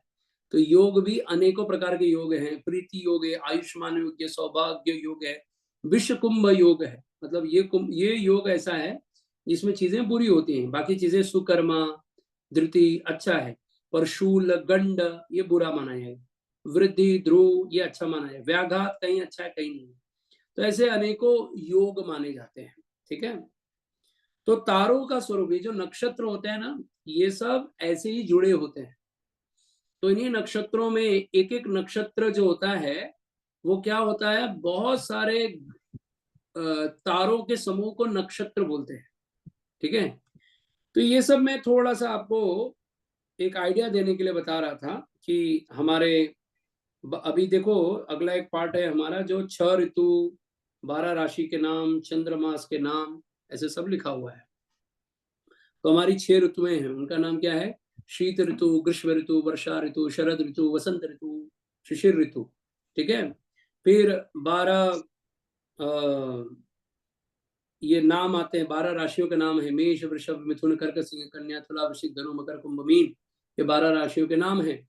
और जो 12 महीनों के नाम भी है, चैत्र, वैशाख, ज्येष्ठ, आषाढ़, श्रावण, भाद्रपद, अश्विनी, कार्तिक, अगहन। अगहन मतलब कार्तिक के बाद में मार्गशीर्ष आता है, और फिर पौष, फिर माघ, फिर फाल्गुन। ठीक है, ऐसे करके अगहन जो है वो 9 नंबर, उसको आप मार्गशीर्ष लिख सकते हैं। तो ऐसे करके इन राशियों के नाम जो होते हैं वो इसी आधार पर ये लोग कार्य करते हैं। ठीक है। तो अब हम लोग मेन मुद्दे पर आते हैं। ये हम लोग थोड़ा सा आपको ऊपर ऊपर इंट्रोडक्शन दे रहे थे ताकि आपको समझ में आए कि हम लोग पंचांग मतलब किसकी बातें कर रहे हैं। ये सब इतना बड़ा कैलकुलेशन है। अब मैं अगला जब क्लास लूंगा तो आपको बहुत डिटेल में समझाते हुए शांति से चलूंगा। ये थोड़ा ऊपर ही गया होगा आपके, डोंट वरी, मैं सब समझा के जाऊंगा यहाँ से। तो मुख्य रूप से जो नक्षत्र, तिथि, वार, करण, योग है, ये हमारा कैलकुलेशन है। ये हम जानते हैं, पूरी दुनिया को बताने वाले हम हैं। हमारी संस्कृति है, हमारे पास हमारा नॉलेज है। सूर्य सबसे पहले हमारे देर उदय होता है, पर अंग्रेजों को क्या लगा, नहीं, ऐसे कैसे सब कुछ इंडिया में ही सब चलता है, हमारे देर नहीं चलता है क्या? तो वो लोगों ने बोला कि जो जूलियन राजा था, सीजर 1, सीजर 2, न जाने कितने सीजर आए, तो उसने बोला कि ये जो जूलियन कैलेंडर है ना, हम लोग इसको फॉलो नहीं करेंगे। तुम लोग एक काम करो, मेरे लिए एक नया कैलेंडर बनाओ। ऐसा राजा है ना, मैं थोड़ा वो एक्शन भी कर, बोला मेरे हिसाब से एक कैलेंडर बनाओ। तो बोला सब मंत्रियों को बोला, जितने बुद्धिमान थे सब बोला, ए तुम लोग मेरे लिए हम लोग एक नया कैलेंडर बनाएंगे और वो हमारे हिसाब से चलेगा। तो सबने बोला ठीक है महाराज, तो आप बताइए कैलेंडर कब से स्टार्ट करना है? तो बोले एक काम करो, आज ही मेरे को अच्छा लग रहा है, आज का दिन ही अच्छा है, एक काम करो, today is the first day, today is the first day. तो सब लोगों ने बोला ठीक है महाराज, जैसे आप क्या किया। तो लोगों ने क्या किया, स्टार्ट कर दिया। तो बोला 1 महीना कितने दिन का ले? तो बोला 1 महीना चंद्रमा की गणना के आधार पे तो 30 दिन ही आता है, तो हम लोग 30 दिन लिखते हैं। तो चंद्रमा तो कभी घटता है कभी बढ़ता है, पर इनको पता नहीं कि चंद्रमा घटता बढ़ता भी है। फिर उन्होंने बोला चंद्रमा के हिसाब से जो फॉरेन जो भारत में है वो तो सही है, बट इनको क्या लगा 15 दिन घटता है 15 दिन बढ़ता है, तो टोटल कितना हो गया 30 दिन। तो 1 महीना कितने दिन का होगा 30 डेज का। तो ये लोगों ने जोड़ लिया। ठीक है। अब जब चलने लगा इनका दिन, तो 1 तारीख जो पकड़ा तो बोला वो कौन सा दिन है? तो बोला आज ही से 1 जनवरी, आज का मेरा नाम होगा 1 जनवरी। तो जनवरी मतलब आज से हमारा स्टार्ट हो गया, तो उसको 1 तारीख बोल दिया। अब हमारे यहाँ आप देखिए, जब नया वर्ष आरंभ होता है तो ना तो ठंडी होती है ना गर्मी होती है, तो ये एक नया साल शुरू होता है। जिसमें बहुत ठंड हो वो साल किस काम का, वो समय अच्छा नहीं माना जाता। और जिसमें बहुत गर्मी भी हो तो वो भी समय अच्छा नहीं माना जाता। तो हमारा जो वैदिक कैलेंडर है उसी को फॉलो करके जूलियन कैलेंडर बना था पहले। तो जूलियन कैलेंडर को लोग फॉलो कर करके भी लाइफ नॉर्मली चलाते थे। पर ये सीजर राजा को पसंद नहीं था कि लोग उसका फॉलो करते, हमारा नहीं फॉलो करते।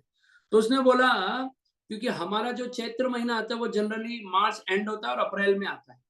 तो जनरली 30 तारीख, 1 तारीख, 4 तारीख, 10 तारीख, यानी 25 मार्च से लेकर के 10 अप्रैल के बीच में ही जनरली आपको ये मिलेगा चैत्र मास का पहला दिन, गुड़ी पाड़वा का दिन।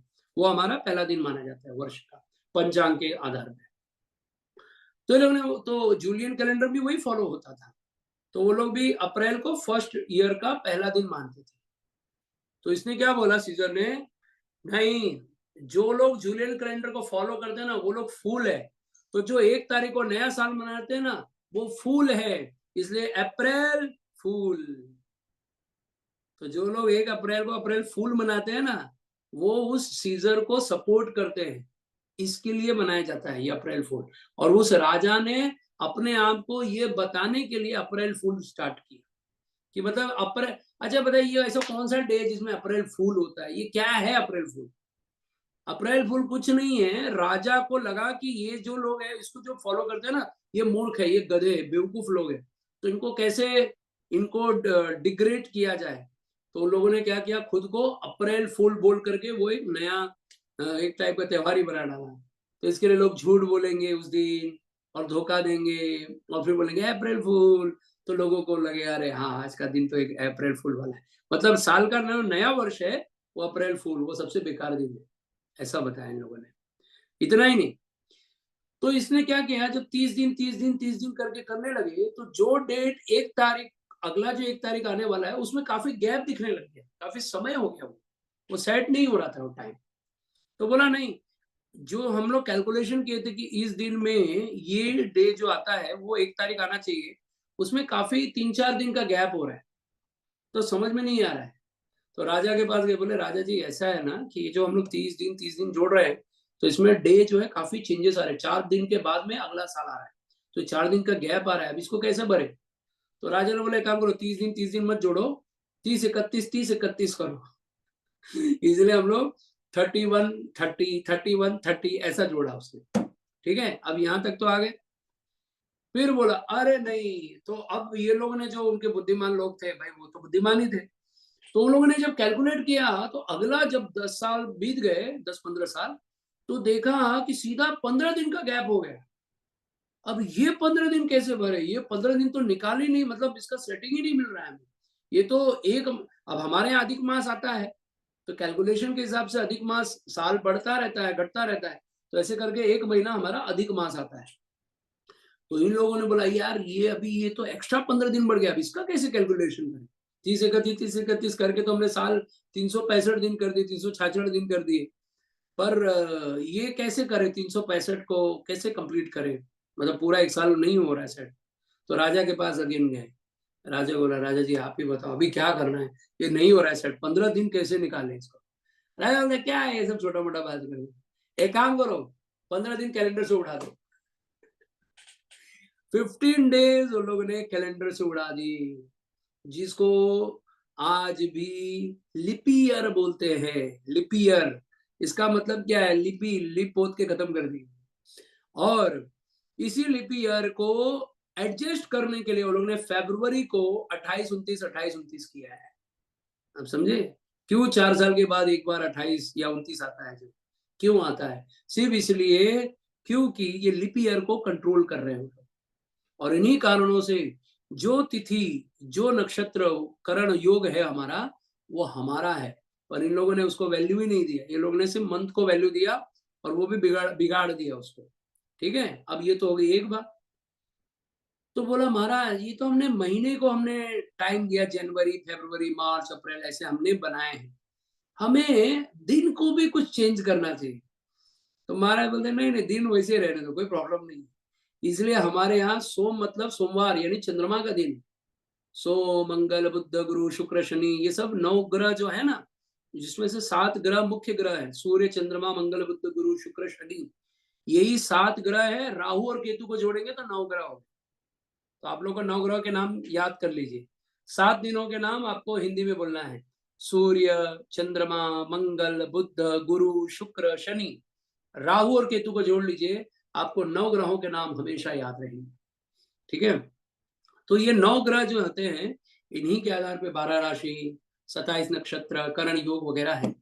तो जो डेज होते हैं हमारे, ये डेज इन लोगों ने उसको वैसे ही रखा, उसको चेंज नहीं किया इन लोगों ने। इसलिए संडे को, सूर्य को दिन को संडे, मुंडे, ट्यूसडे मतलब मार्च डे है, तो ऐसे करके सारे लोगों ने सेटअप करके वो वही रखा, उसको चेंज नहीं किया। इसके आगे इनको नहीं पता नक्षत्र क्या होता है, करण क्या होता है, योग क्या होता है, ये नहीं जानते। पर जो नाविक लोग होते हैं, जो नौका चलाते हैं, उनको नक्षत्रों का वैल्यू पता है। क्योंकि जब नाव चलती है ना, तो समुद्र में पहले तो, अभी तो कंपास आ गया, पहले कंपास नहीं था, तो लोग क्या करते थे, ऐसा एक एंगल लेकर के ऐसे तारों को देखते थे, तारों को देख के। और चंद्रमा कभी भी, उन लोग कभी जाते थे पता है, जब भी जो लोग ट्रैवल करते थे ना, जैसे वो वास्को डिगामा और न जाने कितने लोग हैं जो बहुत फेमस हुए, जो नाव से ट्रैवल कर करके पूरा वर्ल्ड घूमते थे, तो वो लोग कैसे घूमते थे, जब भी चंद्रमा शुक्ल पक्ष में रहेगा, लाइट टाइम चलेगा, वैक्सीन रहेगा, उसी समय वो लोग नाव लेके निकलते थे। और जब उनको दिखता कि आज पूर्णिमा हो गई है तो जिस भी जगह रहते थे उधर ही रुक जाते थे, क्योंकि अब अमावस्या आएगी ना तो धीरे धीरे चंद्रमा का लाइट कम हो जाएगा, तो क्या होगा, हमें दिखाई नहीं देगा, तो हम यहाँ वहां भटकेंगे। बेटर क्या है, हम ज्यादा लाइट में ही चले। तो लोग रात का लाइट लेकर के ट्रेवल करते थे, तो शुक्ल पक्ष में चलते थे। तो इसमें होता ये था कि कभी कभी वे लोग जो हैं वो हमेशा क्या कर रहे होते हैं, एक एंगल लेकर के ग्रहों को देखते थे। उन ग्रहों को देख करके ही, नक्षत्रों को देख करके वो डिसाइड करते थे कि मुझे किस वे में जाना है, तो अगर राइट जाना है, लेफ्ट जाना है, तो एक एक जो तारों का समूह है उसको नक्षत्र बोलते हैं। नक्षत्र किसको बोलते हैं, जो अपना क्षेत्र कभी ना छोड़े। तो कोई कोई नक्षत्र जो होते हैं जो ऐसे भेड़ के रूप में दिखेंगे, कोई नक्षत्र किसी मछली के रूप में दिखेंगे, ऐसे करके बहुत सारे नक्षत्र होते हैं। उन सारे नक्षत्रों को देखने से पता लगता है कि ये जो व्यक्ति है, अरे ये जो हम जिस जगह जा रहे हैं, ये जो द्वेष है ये किस जगह है, तो वो नक्षत्रों के आधार पे वहां पहुंचते थे। तो ये मैंने बताया आपको कि नक्षत्र करण योग हमारे लिए कितना वैल्यूएबल है, इन लोगों को नहीं पता। तो इन लोगों ने जो बर्थडे है उसको सेलिब्रेशन चालू किया। तो जब सेलिब्रेशन चालू किया तो बर्थडे कब मनाते हैं, डेट ऑफ बर्थ को लेकर के। अब बर्थडे जो होता है वो डे, जैसे अब मैंने कहा ना जूलियन कैलेंडर को फॉलो करते तो भी ठीक था, लेकिन लोग ग्रिगोरियन कैलेंडर फॉलो करने लगे, और ग्रिगोरियन कैलेंडर आर्टिफिशियल बनाया गया, ये मैन मेड कैलेंडर है। और हमारा जो पंचांग है ये मैन मेड नहीं है, ये सुपर मैन लोगों ने बनाया है, जो सुपर ह्यूमन रहे हैं हमारे यहाँ, आचार्य, बड़े बड़े ज्ञानी लोग, इन लोगों ने एक पंचांग तैयार किया, और उन लोगों ने पूरे ब्रह्मांड की काल गणना को जोड़ के अगले 100 वर्ष का पंचांग, ऐसा कैलकुलेशन हमें समझा के पढ़ा के गए हैं कि आज भी हम बैठे बैठे 100 वर्ष का पंचांग, यानी अगले 100 साल के बाद क्या होने वाला है उसकी भविष्यवाणी हम आज कर सकते हैं। ये सब प्रेडिक्शन देना, ये सब एस्ट्रोलॉजी, ये सब जो चीजें वो हमारे पास थी, हमारी विरासत है, और वो हम उन चीजों को हम लोग विश्वास नहीं करते। आज भी हम इंग्लिश कैलेंडर के हिसाब से बर्थडे मनाते हैं, केक काटते हैं। ये काटने वाला हिसाब हमारा है ही नहीं, हमारे यहाँ दीप जलाने का विधान है, ये काटने वाला विधि तो हमारा है ही नहीं। ये काटने का उन लोगों के यहाँ है जिनको कभी ना अन्न मिला है, ना फल मिला है, ना सब्जी मिली है, ना उनको कुछ प्राप्त हुआ है, वो लोग के पास कुछ है ही नहीं खाने के लिए, तो काट काट के ही खाना जानते हैं वो। तो अब पहले तो उनको काटना आता था क्या, मांस। अब मांस काटने के अलावा तो कुछ मिलता नहीं, तो अब उन लोगों ने बोला भाई मांस की जगह हम कुछ और काटते हैं, थोड़ा मीठा हो जाए, और थोड़ा, हर कोई नहीं चाहता कि मेरे जन्मदिन के दिन मैं किसी जीव को मारूं, तो केक बनाया गया जो मीठा मीठा रहेगा। उस केक को काटो और खाओ, मजा आ गया। अपना जूठा दूसरे को खिलाओ, अपना महाप्रसाद दूसरे को दो, और हम लोग हैप्पी बर्थडे टू यू करते हैं। इतना थर्ड क्लास कॉन्सेप्ट है बर्थडे का, ये एकदम यूजलेस। पूरा मैं इसको कितना गंदा गालियां दूं, ये उससे भी गया गुजरा है बर्थडे। और हम सब लोग इतनी खुशियों से मनाते हैं, happy birthday to you, today is the day for you. अरे this is a third class things. अगर बर्थडे मनाना है तो आप दीप जलाइए। छोटे बच्चों का बर्थडे कैसे मनाता है मैं आपको बताता हूँ। उन बच्चों को जिस दिन उनका जन्मदिन होता है उस दिन सारे बच्चों को बुलाओ, केक रोज खिलाओ बच्चे को, उसको खाने की इच्छा ना, केक रोज खिलाओ, पर बर्थडे के दिन केक को वैल्यू मत दो। क्या है केक इतना वैल्यू देते हैं हम उसको, मीठा चीज हमारे यहाँ तो इतनी सारी मिठाइयां हैं उसको वैल्यू नहीं मिलती है, चॉकलेट को वैल्यू मिलने लग गई है, केक को वैल्यू मिलने लग गया है। हमारा जो एक्चुअली दूध का बना हुआ मिठाइयां हैं वो हेल्थ को ठीक करती हैं, उससे पोषण तत्व मिलते हैं, पर उसको छोड़ करके डायरेक्ट भरा हुआ चीनी का वस्तु हम खा लेते हैं एक साथ में, और सोचिए माइंड पे, बॉडी पे कितना असर करता है, ये हम लोग नहीं सोचते। उसके अलावा काटने वाला विधि जो है ये हमारे शास्त्रिक नहीं है, दीप जलाने का विधान है। उनके बर्थडे में दीप को फूकने का विधान है।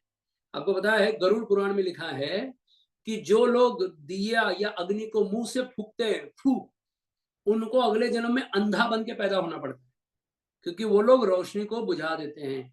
अग्नि को, अग्नि जो भी, दिया से ही तो हमको दिखाई देता है ना, अगर सूर्य ना हो तो हमें दिखाई ना दे, लाइट ना हो तो हमें दिखाई ना दे। तो हम जो ये आंखें हैं ना, ये रिफ्लेक्शंस को देखते हैं, आंखों से कुछ नहीं दिखता है, रिफ्लेक्शंस को दिखता है उसको। तो ये जो आंखें हैं ये अग्नि से आई हैं, अग्नि तत्व हैं। और ये आंखें जो होती हैं, इनको जब कोई हमें प्रकाश मिल रहा है, उसी को हमने बुझा दिया मुंह से, जूठे मुंह से, तो क्या बचा? और पहली बात तो मुंह से जूठा फेंका, वो बुझाया, तो उससे तुम्हारा थूक गिरा, तो तुम्हारा महाप्रसाद बन गया, हलाला हो गया। अब उसको काट के खिलाओ सबको महाप्रसाद। तो ऐसे लोग जो हैं, ये लोग अपना जूठा खिला खिला के लोगों का बुद्धिहीन करते हैं, और वो हीन बुद्धि लेकर के ही लोग वैसे बनते चले जाते हैं, उनकी बुद्धि ही ऐसी रह जाती है। इसलिए बर्थडे का जो कॉन्सेप्ट है ना, ये टोटली कंडेम्ड है, इसको खत्म करना चाहिए। और सुने तो कौन सुने हमारा, ठीक है कि नहीं? आजकल तो बड़े बड़े व्यास पूजा में केक काट के देते हैं महाराज जी को, ऐसा मुंह पे लगाते हैं उनके फोटो पर। इट्स नॉट गुड, इसको टोटली बंद करना चाहिए हम लोगों को। पर अब बोले तो किसको बोले हम, क्योंकि जो फॉरेनर्स डिवोटी हैं, वे लोग तो भाई उनके यहाँ कॉन्सेप्ट ही यही है, तो वो लोग तो ये मनाएंगे, महाराज हो, भक्त हो, अभक्त हो, सब लोग केक काटने ही वाले, उनमें कोई प्रॉब्लम नहीं। हम भी ये नहीं कह रहे केक खाना बुरा है, भाई मुझे भी केक बहुत पसंद है, लेकिन वो बर्थडे में उसको क्यों वैल्यू दिया जा रहा है? उसका कोई वैल्यू है ही नहीं। वो कोई विधि, कोई शास्त्रिक चीज तो है नहीं। हमारे यहाँ तो हर चीज शास्त्रिक है।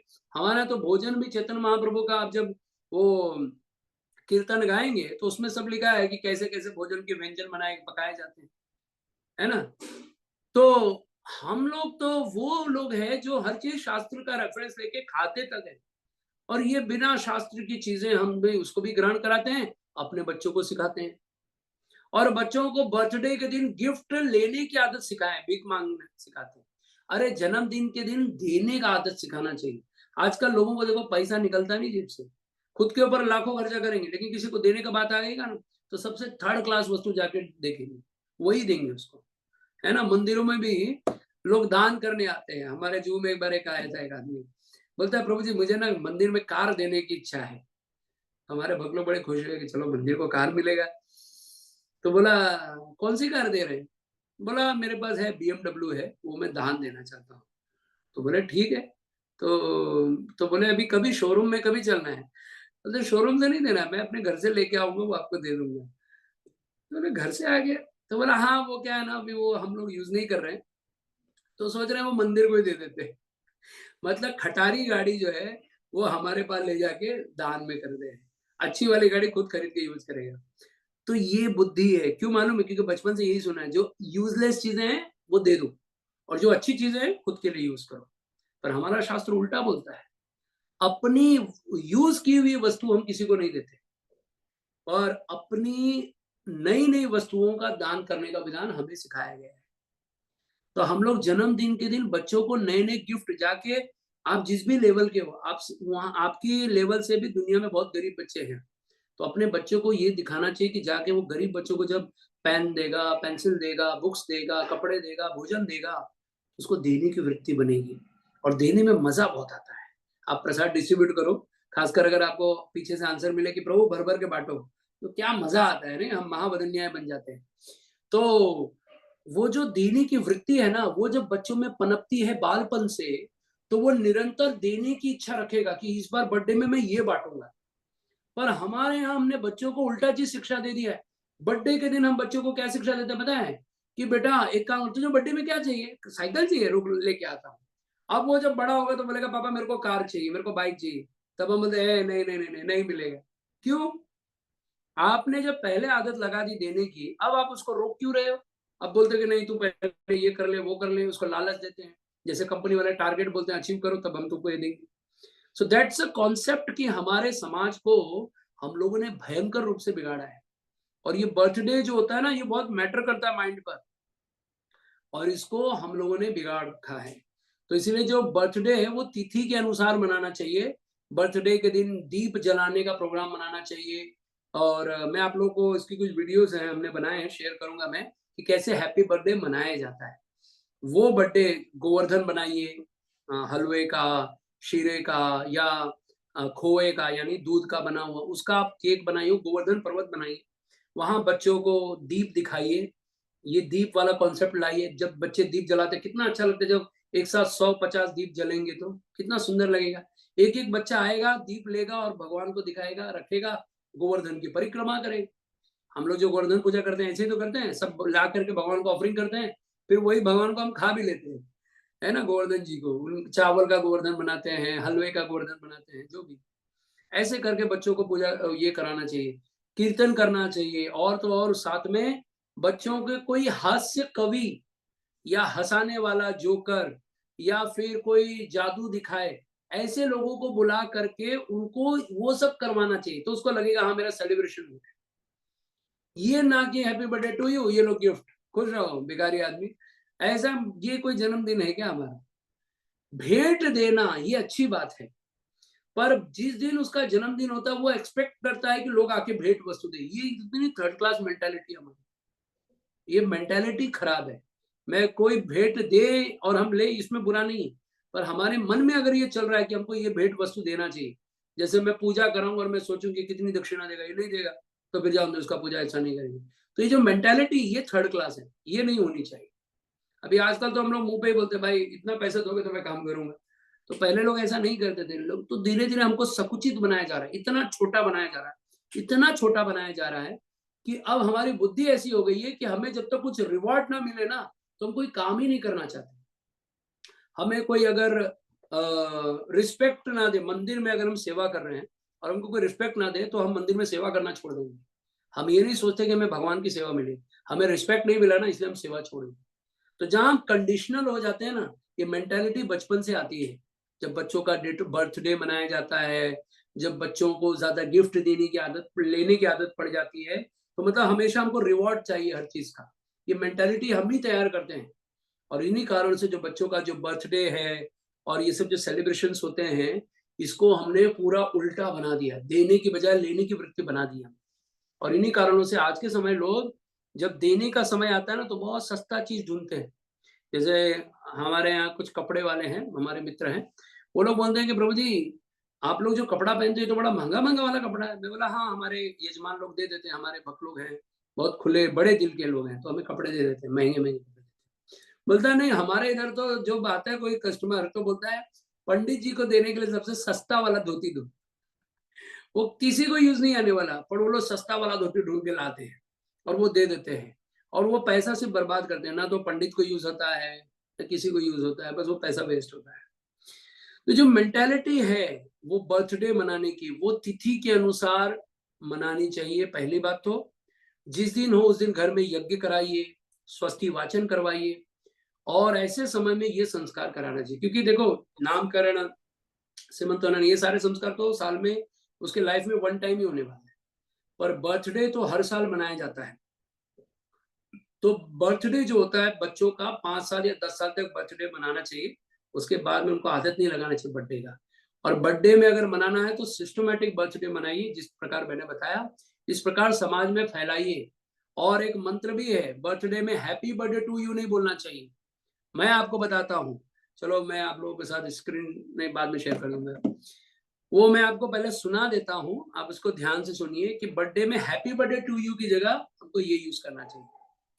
जन्मदिनमिदम् अयि प्रिया सखे, जन्मदिनमिदम् अयि प्रिया सखे, शन्तनोतु ते सर्वदा मुदम्, प्रार्थयामहे भवशतायुषी, प्रार्थयामहे भवशतायुषी, ईश्वर सदा त्वां च रक्षतु, कृष्णय सदा त्वां च रक्षतु, पुण्यकर्मणां कीर्तिमर्जय, पुण्यकर्मणां कीर्तिमर्जय, जीवनं तव भवतु सार्थकम्, जीवनं तव भवतु सार्थकम्। तो इसका अर्थ ऐसा है, जन्मदिनमिदं अयि प्रिया सखे, हे मेरे मित्र आज तुम्हारा जन्मदिन है। शंतनोतु ते सर्वदा मुदम्, तुम्हारे जीवन में सदैव शांति बनी रहे और तुम हमेशा आगे बढ़ते रहो, सुखी रहो। फिर प्रार्थयामहे भवशतायुषी, मेरी ऐसी प्रार्थना है कि तुम्हारा 100 वर्ष की आयु हो। प्रार्थयामहे भवशतायुषी कृष्ण या सदा त्वाम च रक्षतु। भगवान कृष्ण या भगवान ईश्वर जो भी है वो सदैव तुम्हारी रक्षा करे। कृष्ण या सदा त्वाम च रक्षतु। पुण्य कर्मणा कीर्तिमर्जय, तुम पुण्य इकट्ठा करो, कीर्ति अर्जन करो। जीवनम तव भवतु सार्थकम, तुम अपना जीवन जो है सार्थक बनाओ। ऐसी प्रार्थना है। अब बताओ ये अच्छा है कि हैप्पी बर्थडे टू यू, ये सुन के क्या मिलने वाला है? बस तुम्हारा बर्थडे है, खुश रहो, है ना। और इससे आगे कुछ नहीं है इसका। इतना लेवल है इनकी और हमारी सोच में। इसलिए हम सभी को चाहिए कि जो बर्थडे है उसको बहुत अच्छे से सेलिब्रेट करना चाहिए। बच्चों के मन में ये भाव लाना चाहिए कि देने की बजाय मैं लेने की बजाय मैं देने में बिलीव करता हूँ।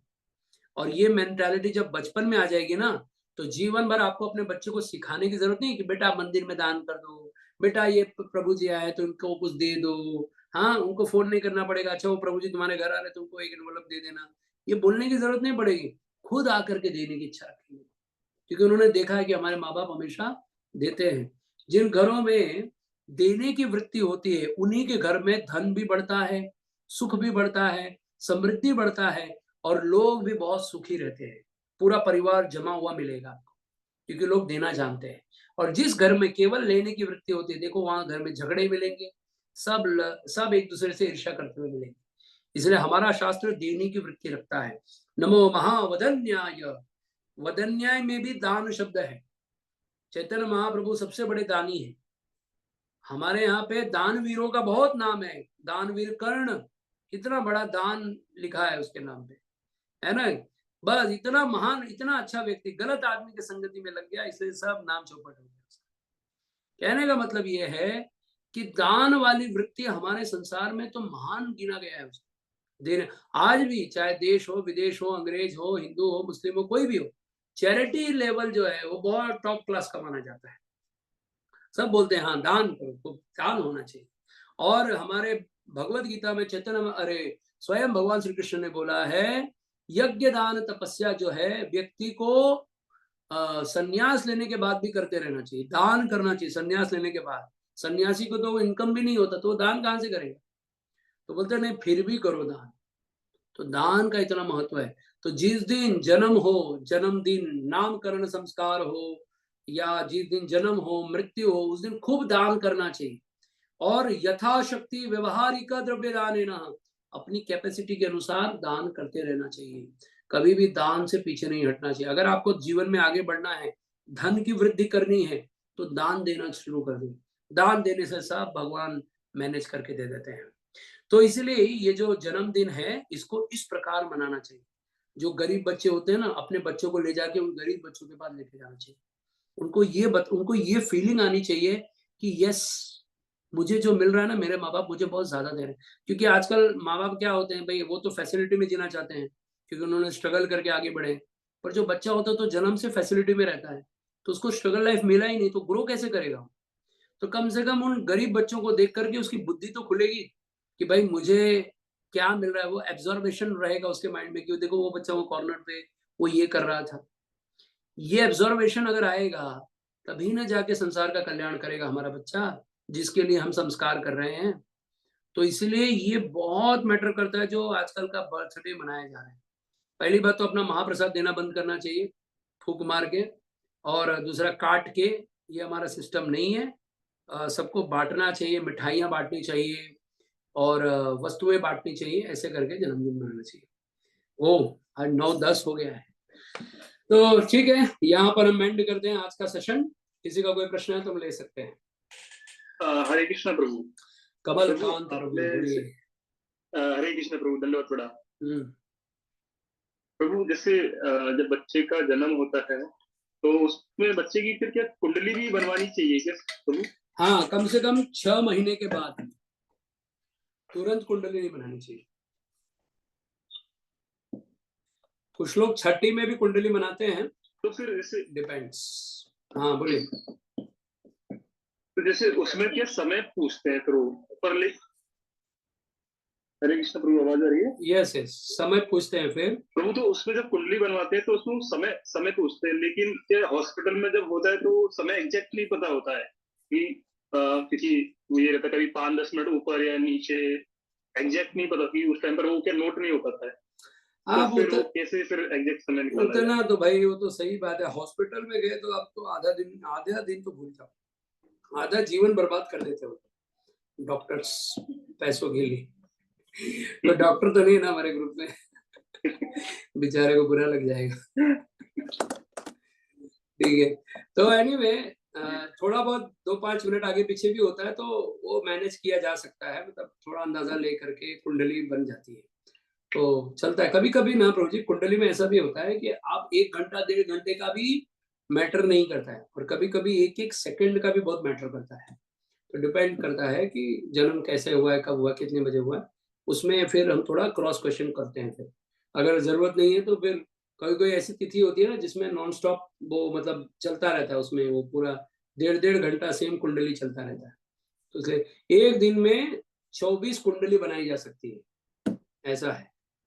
तो कम से कम अगर 24 नहीं तो 12 कुंडली तो बनेगी ही बनेगी, क्योंकि अगर 1.5 घंटे का 2-2 घंटे का गैप लेंगे तो 12 कुंडली बन जाएगी। तो 12 कुंडली जो होगी वो अलग अलग होगी, लेकिन लगभग जो आगे पीछे का कुंडली है वो थोड़ा आसपास ही रहेगा, कोई टेंशन नहीं है। ठीक है, आपका नंबर पर लिखो। मेरा नंबर है 9970173816।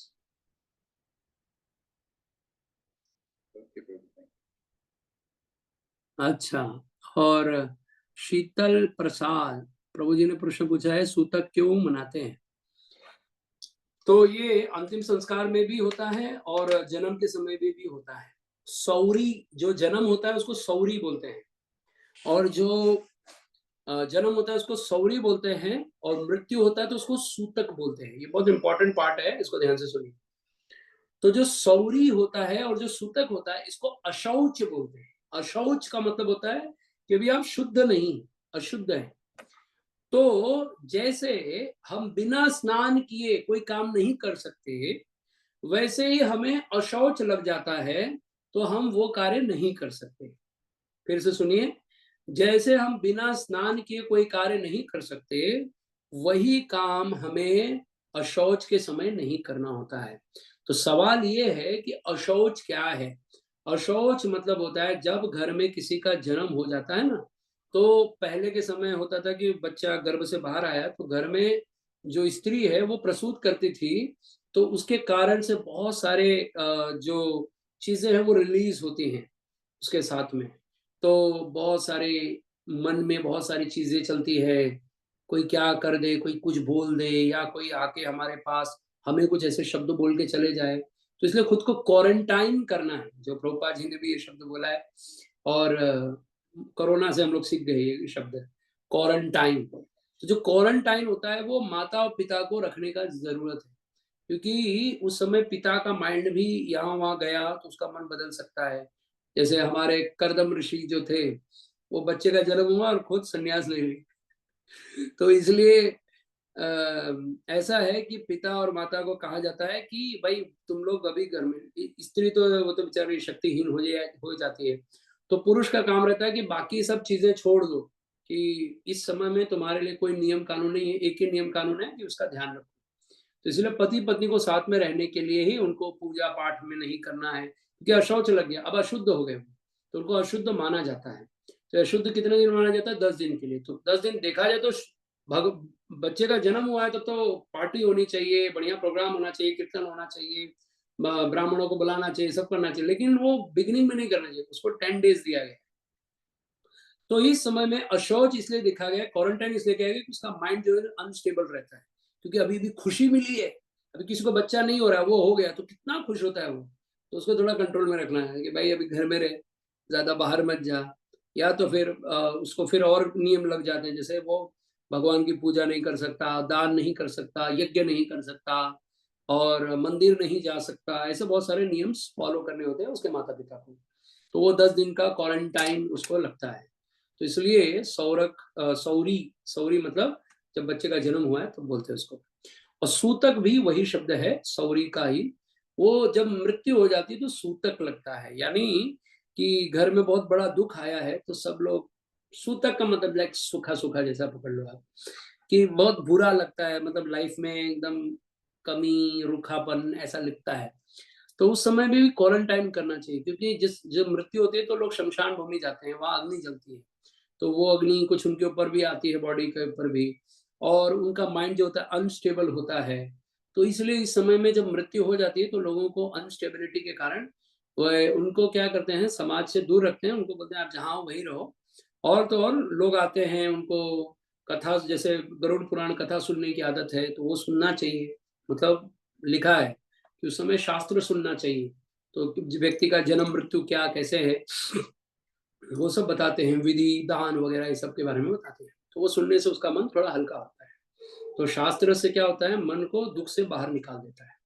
तो इसीलिए शास्त्र सुनने के लिए 10 दिन का, अरे 12 दिन का वो गरुड़ पुराण और ये सब पाठ और अनेकों विधियां होती है। तो जो जन्म है और मृत्यु है, इन दोनों में एक चीज कॉमन है, अशौच। ये क्यों होता है? क्योंकि व्यक्ति जो होता है कंटैमिनेट होता है, और उसकी बुद्धि, शरीर से ज्यादा उसकी बुद्धि जो है वो कंटैमिनेट हो जाती है। कोई ज्यादा खुश हो गया तो भी उसकी बुद्धि खराब हो गई, ज्यादा दुखी है तो भी बुद्धि खराब हो। अब ये दोनों परिस्थिति में अगर वो कोई डिसीजन लेगा तो गलत ही लेगा, क्योंकि खुश होकर के डिसीजन नहीं लेना चाहिए, और दुखी हो खुश होकर कमिटमेंट नहीं देना चाहिए, और दुखी होकर डिसीजन नहीं लेना चाहिए। तो ये जो परिस्थितियां निर्माण होती है ये इस समय में होती है। इसलिए ये मैंने आपको थोड़ा साइंटिफिक वे से बताया है, बट बेसिक बात यही है कि आपको ये अशौच लगता है और आपको फॉलो करना ही चाहिए, क्योंकि ये भगवान का नियम है, ये हमारा नियम नहीं है, ये हमने नहीं बनाया। या हम इस्कॉन में आने के पहले भी ये नियम एग्जिस्ट करता था। इस्कॉन में जो भक्त हैं वो भी फॉलो करने चाहिए। केवल कुछ ही लोगों को सूतक नहीं लगता है, वो 4 लोग हैं। वो 4 लोग कौन है? सबसे पहले होता है राजा, जो राजा है उसको सूतक नहीं लगता है। दूसरा है यति, सन्यासी, उसको भी सूतक नहीं लगता है। तीसरा है अग्निहोत्री ब्राह्मण, जो एवरीडे यज्ञ में आहुति देता है, उसको नहीं लगता है। और चौथा है साधु। साधु में आप ब्रह्मचारी को पकड़ लीजिए, या जो लोग घर त्याग करके, संसार त्याग करके भगवान की सेवा करते हैं, उनको भी सूतक नहीं लगता है। बाकी अन्य सबको सूतक सेम लगता है। तो सूतक के समय अब आपको क्या फॉलो करना है? आपको गायत्री नहीं कर सकते, भगवान को भोग ऑफरिंग नहीं कर सकते, आप मंदिर नहीं जा सकते, चैंटिंग कर सकते हैं, एकादशी व्रत कर सकते हैं, पर इसके अलावा आप बहुत सारे ऐसे चीजें हैं जो आप नहीं कर सकते हैं। मतलब बेसिक आइडिया दूं आपको तो बिना स्नान किए क्या काम नहीं करना है, बस वही सूतक मान लीजिए। अभी बिना स्नान के आप मंदिर जा सकते हैं तो आप जाइए, बिना स्नान किए आप यज्ञ कर सकते हैं तो करिए, बिना स्नान किए आप गायत्री कर सकते हैं तो करिए, कोई प्रॉब्लम नहीं। तो हमारे भक्तों को ये समझाना है, और जो लोग भी ये फॉलो करते हैं रूल्स रेगुलेशंस, उनको ये बात अच्छे से समझ में आनी चाहिए। ठीक है, तो इस प्रकार ये सूतक फॉलो होता है। प्रभु जी, जैसे फिर इसमें मतलब जैसे किसी भक्त ने डीटी इंस्टॉल कर रखी है अपने घर पर, तो फिर 10 दिन 12 दिन जो भी सेवा फिर रुक जाती है, तो उसमें फिर अपराध नहीं लगता? देखो, एक्चुअली भगवान हमारे हैं तो भगवान थोड़े समझदार भी है ना। हमारे भगवान थोड़ी पागल है कि उनको कुछ समझ में नहीं आता है। तो वो भगवान घर के भगवान है, तो सुख भी आया तो वही भगवान को मिलेगा, दुख भी आया तो वो भी भगवान को सहना पड़ेगा। अबे हमारे हृदय में परमात्मा रूप में घूमते हैं, हम नरक जाते तो नरक भी जाते, स्वर्ग जाते तो स्वर्ग भी जाते हैं। तो अगर हमारे घर में अशौच पड़ा तो कोई प्रॉब्लम नहीं है, अगर सेवा रुक गया तो कोई प्रॉब्लम नहीं है, क्योंकि भगवान ने नियम बनाया है। इसलिए आप निश्चिंत रहिए। मंदिर इसीलिए तो बनाया जाता है कि मंदिर में भगवान की सेवा निरंतर होती है। घर को मंदिर आप बनाने लगोगे तो यही प्रॉब्लम होगा। तो हम ये नहीं कह रहे हैं घर में मंदिर नहीं रखना चाहिए, डीटीज नहीं रखना चाहिए, आप रखिए, सेवा कीजिए, पर जब सौरी सूतक लगता है तो उसका नियम कठोरता से पालन करना चाहिए, ऐसा है। तो फिर प्रभु जी, घर में किसी के भी, मान लो हमारे परिवार में किसी के भी होता है, तो तब भी फिर वही सेम अप्लाई होती है कंडीशन? हाँ, बट उसका टाइम लेवल अलग होता है। अगर घर में कोई चौथा पीढ़ी है तो आपको 3 दिन का सूतक लगेगा। कोई 2 पीढ़ी 1 पीढ़ी है तो उतना ज्यादा सूतक लगता है। ठीक है, आपके यहाँ किस लेवल का उससे रिलेशन है उसके बेस पर होता है। जनरली जो दूर का रिश्ता होता है उसमें 3 दिन का सूतक लगता है। मृत्यु हो गई उसकी बात कर रहा हूँ, जन्म वाली नहीं। जन्म वाला तो सिर्फ ओनली 1 डे लगता है। मृत्यु हो गई तो अगर बहुत दूर का रिश्तेदार है तो 3 डेज को फॉलो करना है, और भी अगर 5वां पीढ़ी है और उससे दूर है तो मतलब 3 पीढ़ी के ऊपर है, जैसे हमारे दादा से लेकर के जैसे मेरे दादाजी के भाई, तो उनको उनकी मृत्यु होगी तो मुझे पूरा 12 दिन का सूतक लगेगा। लेकिन मेरे दादा के पिताजी मतलब दादा के जो पिता हैं, उनके परिवार में अगर किसी की मृत्यु होगी तो उसका सूतक मेरे को हार्डली 1 दिन या 2 दिन या मैक्सिमम 3 दिन का लगेगा, उससे ज्यादा नहीं लगेगा। और कितने सूतक, जैसे अभी नानी के साइड के हैं, तो नानी अगर आपकी मृत्यु हो गई तो उसको 2 दिन का या 3 दिन का सूतक लगेगा। लेकिन जो नानी नाना के अलावा मामा मामी इनकी मृत्यु हो गई तो हमको कोई सूतक नहीं लगता है। ठीक है, जैसे माँ के घर का जो एंगल आता है उसमें सिर्फ नाना नानी का सूतक वो भी 3 दिन ही फॉलो होता है, उसके कम हो जाता है बाकी का। और मामा वगैरह की मृत्यु हुई तो 1 आध दिन का सूतक रहता है। कितना सूतक तो ऐसा होता है कि बस केवल सुन लिया तो आप अशुद्ध हो गए और स्नान किया तो आप शुद्ध हो गए, ऐसा भी माना जाता है। तो इसलिए जो सूतक होता है, हाँ, तो जो ब्राह्मण है आसपास जो भी है उनसे हम डिस्कस कर सकते हैं कि ये कितने दिन का यस सूतक मानना चाहिए। हमारे पास भक्तों के फोन आते रहते हैं, पूछते हैं हमको, तो हम लोग बताते जाते हैं प्रभु जी आप इतने दिन का ही फॉलो करिए, ज्यादा टेंशन मत लीजिए, ऐसा है। ठीक है, ये शिवा प्रभु और कुछ बोलना? हरे कृष्ण प्रभु जी। माता जी 1 मिनट, शिवा प्रभु कुछ बोलना चाहते हैं आप? माता जी sorry for that, just very quick. प्रभु जी thank you very much for the wonderful class. प्रभु जी ये अंत्येष्टि का जो कर्म है और जो ऐसे हम लोग बाकी साला जो 16 संस्कार 16 संस्कार जो करते हैं, अंत्येष्टि भी एक है। बाहर का जैसा स्मार्ट सिस्टम है वो देखेंगे तो ये अंत्येष्टि कार्यक्रम जो पूजा पाठ में जो ब्राह्मण है वो जनरली नहीं करता है, they try to avoid this कार्यक्रम and there are certain people only are doing this. So I am just doubtful in our Vaishnav culture कैसे करना चाहिए। यहाँ पे भी काफी सारे भक्त उनका कुछ न कुछ ऐसे हो जाता है और they cannot go, so they ask us to perform. So we are following the same सत्क्रिय सारदीपिका।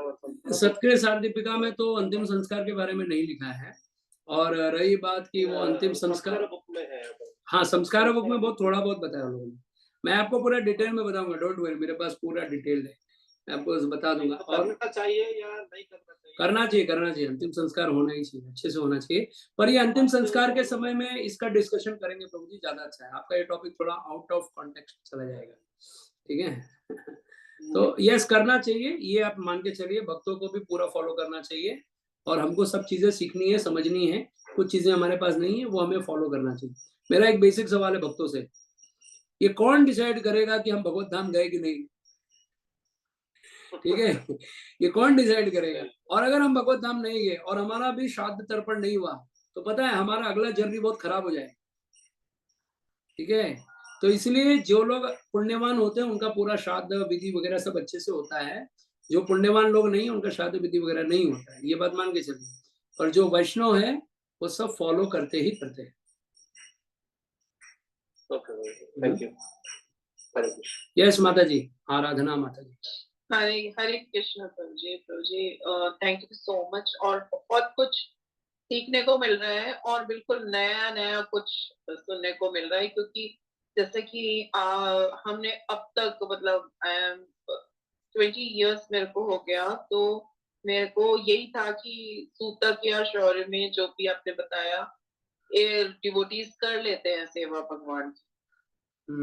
I am listing this first time कि हमको पूरा का पूरा मानना चाहिए, क्योंकि हमें क्या है कि हम तो भक्ति में आते अपने आप को वैष्णव मानने लग जाते हैं और अब आके पता लगता है कि वैष्णव तो जरा भी दूर दूर तक भी नहीं है हम लोग मतलब मैं तो नहीं हूँ। सहज बात है माता जी, हम लोग को लाके फंसा देते हैं। फंस गए, न इधर के न उधर के। मैं एग्री कर रहा हूँ आराधना माता जी की तरफ से, क्योंकि सही कह रहे हैं माता जी, जैसे वैष्णव में आ जाते ना तो कहते हम तो अब वैष्णव हो गए, अब तो क्या फॉलो करना है इनको, कर्म कांडो इन चीजों। हाँ बस। और फिर आज प्रभु जी ने आगे खोली है, बताया है हमें। थैंक यू सो मच प्रभु, बोला आपने ये बताया। नहीं तो मैं आज तक कभी ये फॉलो नहीं करता था, घर में किसी का मतलब किसी का जन्म हो रहा है बच्चे का या फिर किसी का, हाँ ठीक है हम तो वैष्णव है हम तो करेंगे।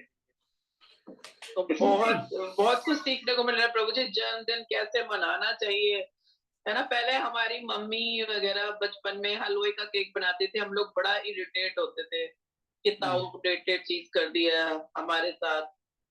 तो मतलब वो भी कॉन्सेप्ट मेरे को बहुत अच्छा लगा कि गोवर्धन पर्वत बनाकर। और प्रभु जी वो जन्मदिन मंत्र वो हमें कैसे मिलेगा? मैं आपको भेजता हूँ, मतलब मैं ग्रुप में शेयर करूंगा, मतलब करवा दूंगा। प्रभु जी आपका कांटेक्ट नंबर पे अगर आप ग्रुप में ही शेयर करें तो बेटर रहेगा। अरे जो भी ज्ञानवान लोग हैं, शिव कुमार प्रभु या बहुत सारे प्रभु जी हैं, तो मेरा नंबर आप ग्रुप में डाल दीजिए, माता जी को मिल जाएगा, ठीक है। हाँ जी क्योंकि बहुत कुछ मुझे लगता है कि अभी वापस से नई यात्रा शुरू करनी है हमको सीखने के लिए। माता जी बस सुनते रहो, बहुत कुछ नया मिलेगा आपको। ठीक है प्रभु जी। प्रभु जी एक लास्ट क्वेश्चन पूछना था। हाँ। जैसे मेरा एक 3.5 साल का बेबी है कार्तिक, तो जैसे जब इसका 3.5 साल पहले जो भी इसका नक्षत्र था, जो भी तिथि थी, तो मैं अब जैसे 2025 में, हालांकि हम हर साल डेट के हिसाब से मनाने, आपने आज बताया तो हम तिथि के हिसाब से मनाएंगे, पर जब मैं इसका तिथि देख रहा था, तिथि तो आ रही है लेकिन वो नक्षत्र नहीं आ रहा कुछ टाइम पर। हर साल में थोड़ा बहुत टाइमिंग को लेके ऊपर नीचे नक्षत्र को लेके रहता है, पर ऐसा नहीं होता है, 1-2 साल के अंदर में वो रिवाइज हो जाता है, पूरा तिथि वार नक्षत्र सेम आ जाता है। तो फिर अब जैसे 2025 में अब इसका जन्मदिन आएगा, तो मैं सिर्फ तिथि और इम्पोर्टेंट है, नक्षत्र थोड़ा बहुत चलता है बट तिथि मेन है। हर जगह का अलग अलग वे है, कहीं कहीं पर नक्षत्र ही इंपॉर्टेंट होता है, कहीं कहीं पर तिथि इंपॉर्टेंट होता है, कहीं कहीं पर योग इंपॉर्टेंट होता है। जैसे विवाह होता है तो योग को वैल्यू दिया जाता है, तिथि वगैरह इतना टेंशन नहीं लेते हैं। नक्षत्र का भी बहुत ज्यादा रोल नहीं होता है, मतलब है रोल तो सबका है, बट सबसे ज्यादा उसमें भी, मतलब ये देखिए ये हमारा शास्त्र ही है ना कि उसके अंदर भी कितने लेयर है, उसको वैल्यू मिलता है। अब यहाँ पे बस एक डेट होता है भाई, 30 तारीख, 25 तारीख, 28 तारीख, बस यही सब कुछ है। तो ऐसा नहीं है ना हमारा। जैसे न्यूमरोलॉजी आजकल बहुत चल रहा है, न्यूमरोलॉजी का कॉन्सेप्ट, आपका डेट ऑफ बर्थ बोलो तो मैं आपका भविष्य बताऊंगा, तो कुछ हद तक सही है, पर वो पूरा नहीं है, क्योंकि हर व्यक्ति एक ही डेट पे जो जन्म लिया, सबका स्वभाव एक जैसा थोड़ी होता है। तो ऐसे ही हमारा डिटेलिंग नॉलेज जो है वो हमारा है, और जो हमारा है वो एक्चुअली शास्त्रों में, जैसे मैंने कहा, सुपर ह्यूमन लोगों ने बनाया है, ये हम लोगों ने नहीं बनाया, ये मैन मेड नहीं है। जैसे अभी हम दुबई घूमते हैं तो मैन मेड बनाए हुए बिल्डिंग से ये वो, इतना सुख नहीं मिलता है।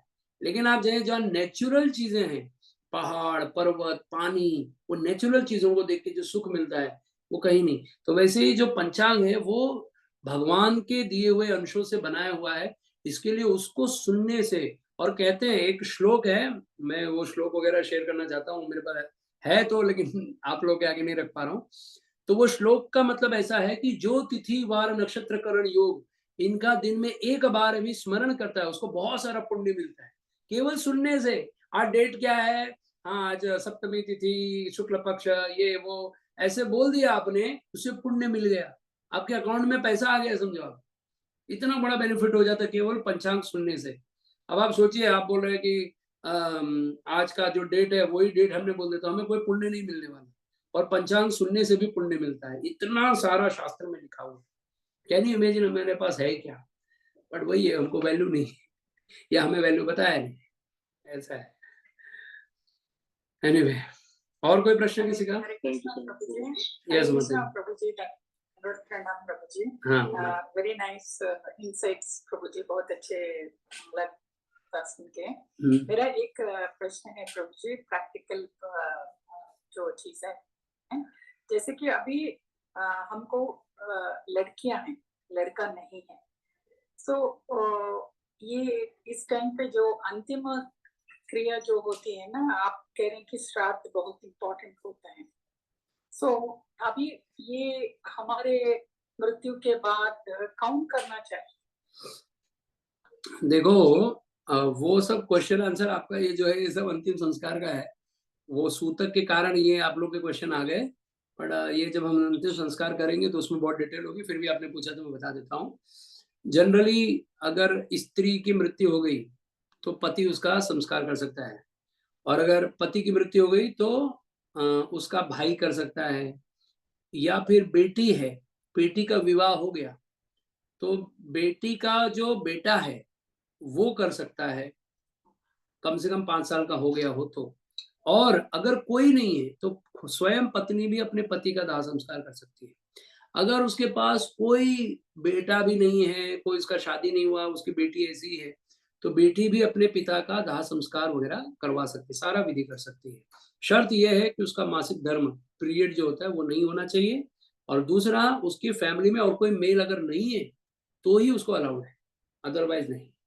बाकी स्त्रियां कर सकती हैं, ऐसा अलाउड है, परमिशन है, पर डिपेंड करता है। अगर कोई फैमिली का व्यक्ति है, दामाद नहीं करवाना चाहिए, क्योंकि हमने उसको कन्या दान किया होता है, तो वो हमारा सेवा करे, ये अच्छी बात नहीं है, ऐसा है। पर अगर वो इनिशिएटिव ले रहा है सामने से तो दैट्स ओके, तो किया तो बुरा नहीं, दामाद भी कर सकता है। अच्छा, जैसे कि अभी हमको पोता पोती नहीं है, जैसे कि हमको ग्रैंडसन नहीं है, समझ लीजिए, तब फिर भी गर्ल्स ही हैं, जैसे कि लड़की है, लड़की का फिर से लड़कियां हो गए, हाँ, तो भी काउंट कर सकते हैं। हाँ। तो अगेन वही है कि अगर फैमिली में कौन सा मेल बच्चा है या कौन सा कोई मेल व्यक्ति है जो कनेक्शन में है हमारे आसपास, तो हम उसको प्रायोरिटी दे सकते हैं। अगर if he are interested so then he can do, अगर he is not interested so then our girl she can do also.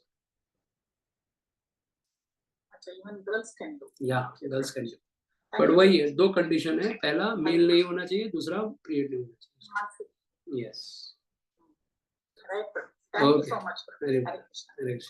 Yes, और कोई प्रश्न किसी का? ठीक है, बहुत बहुत धन्यवाद, मुझे और भी जगह जाना है, तो आज हम सेशन यही समाप्त करते हैं। अब हम अगली बार 28 का शायद से मुश्किल है, 29 का क्लास लेंगे, यानी ट्यूसडे को क्लास लेंगे, अगला क्लास। हाँ, अगेन आई रिपीट, 29 को क्लास होगा, 28 को मैं ट्रैवल करूंगा तो मैं क्लास नहीं ले पाऊंगा, ठीक है? तो फिर हम यस, जन्मदिन वाला मंत्र और प्रभु जी पीडीएफ वगैरह हमको माता जी मेरे को बस समय मिलने दो, मैं आपको पूरा आंधी तूफान लाके दे दूंगा, बस मुझे समय मिलने दो। मैं वो व्यक्ति जो बहुत कुछ देना चाहता हूँ, बट मेरे पास है ही नहीं समय कि मैं दे दूं। बहुत बहुत बिजी रहता हूँ, आप इमेजिन भी नहीं कर सकते मैं कितना बिजी रहता हूँ, मुझे फोन मैसेज देखने का टाइम ठीक है। Thanks Prabhu ji, thanks the lord Prabhu ji, thank you so much. आप ये इसी तरह का प्रभु जी आगे भी करते रहिएगा, कुछ रिलेटेड, मतलब जिससे कि हमें बहुत ही सारी प्रॉपर नॉलेज चाहिए, मुझे लगता है। हाँ, अभी तो हम गर्भ संस्कार में थे, इसलिए थोड़ा आप लोगों को थोड़ा कम लग रहा था। अभी जो मैंने कहा ना, आप जिस एज में चल रहे हैं उस एज के संस्कार आएंगे तो आपको ज्यादा इंटरेस्टिंग लगेगा। तो डिपेंड्स। नहीं नहीं, इंटरेस्टिंग बहुत है। मैं ये कह रही हूँ, ये कोर्स खत्म हो जाएगा, उसके बाद भी कुछ ना कुछ आप कंटिन्यूएशन में कोई ना कोई। यस, आप लोग ग्रुप बनाइएगा, मैं कनेक्ट कर लूंगा, मुझे कोई प्रॉब्लम नहीं, मेरे पास बस टाइम हो जाए। यस, आपके गर्भदान संस्कार से रिलेटेड कुछ आपने सेशंस लिए थे, मैंने आज ही ज्वाइन किया है। हम क्या प्लान कर रहे थे अपने बेबी का नेक्स्ट, मतलब सेकंड बेबी का नेक्स्ट ईयर, तो जैसे मुझे कुछ क्वेश्चंस थे उससे रिगार्डिंग, तो मैं अगले सेशंस अगली क्लास में पूछ सकता हूँ क्या? यस, यस, और नहीं है तो मेरा नंबर ले लो, आप मुझे व्हाट्सएप कर दो। मुझे नंबर और दे देना। हाँ, मेरा व्हाट्सएप नंबर ले लीजिए, 9970 1738 16।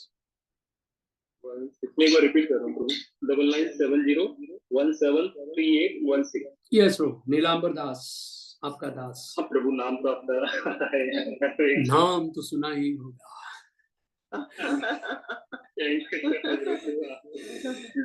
ऐसा लगता है कि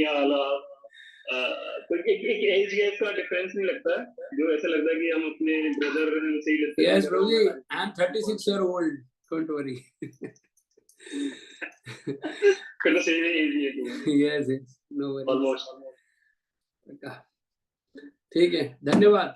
हरे कृष्णा। Thank you. हरे कृष्णा। हरि बोल, जय श्री प्रभुपाद।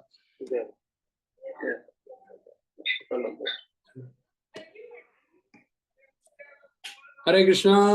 किसी का यहाँ हमारे भक्तिवर्धनम भक्तों का प्रश्न है तो हम ले सकते हैं। हरे कृष्ण प्रभु जी। एक सेकंड माता जी। यस नेहा माता जी बोलिए। प्रभु जी है ना, मेरे 3 नाम है।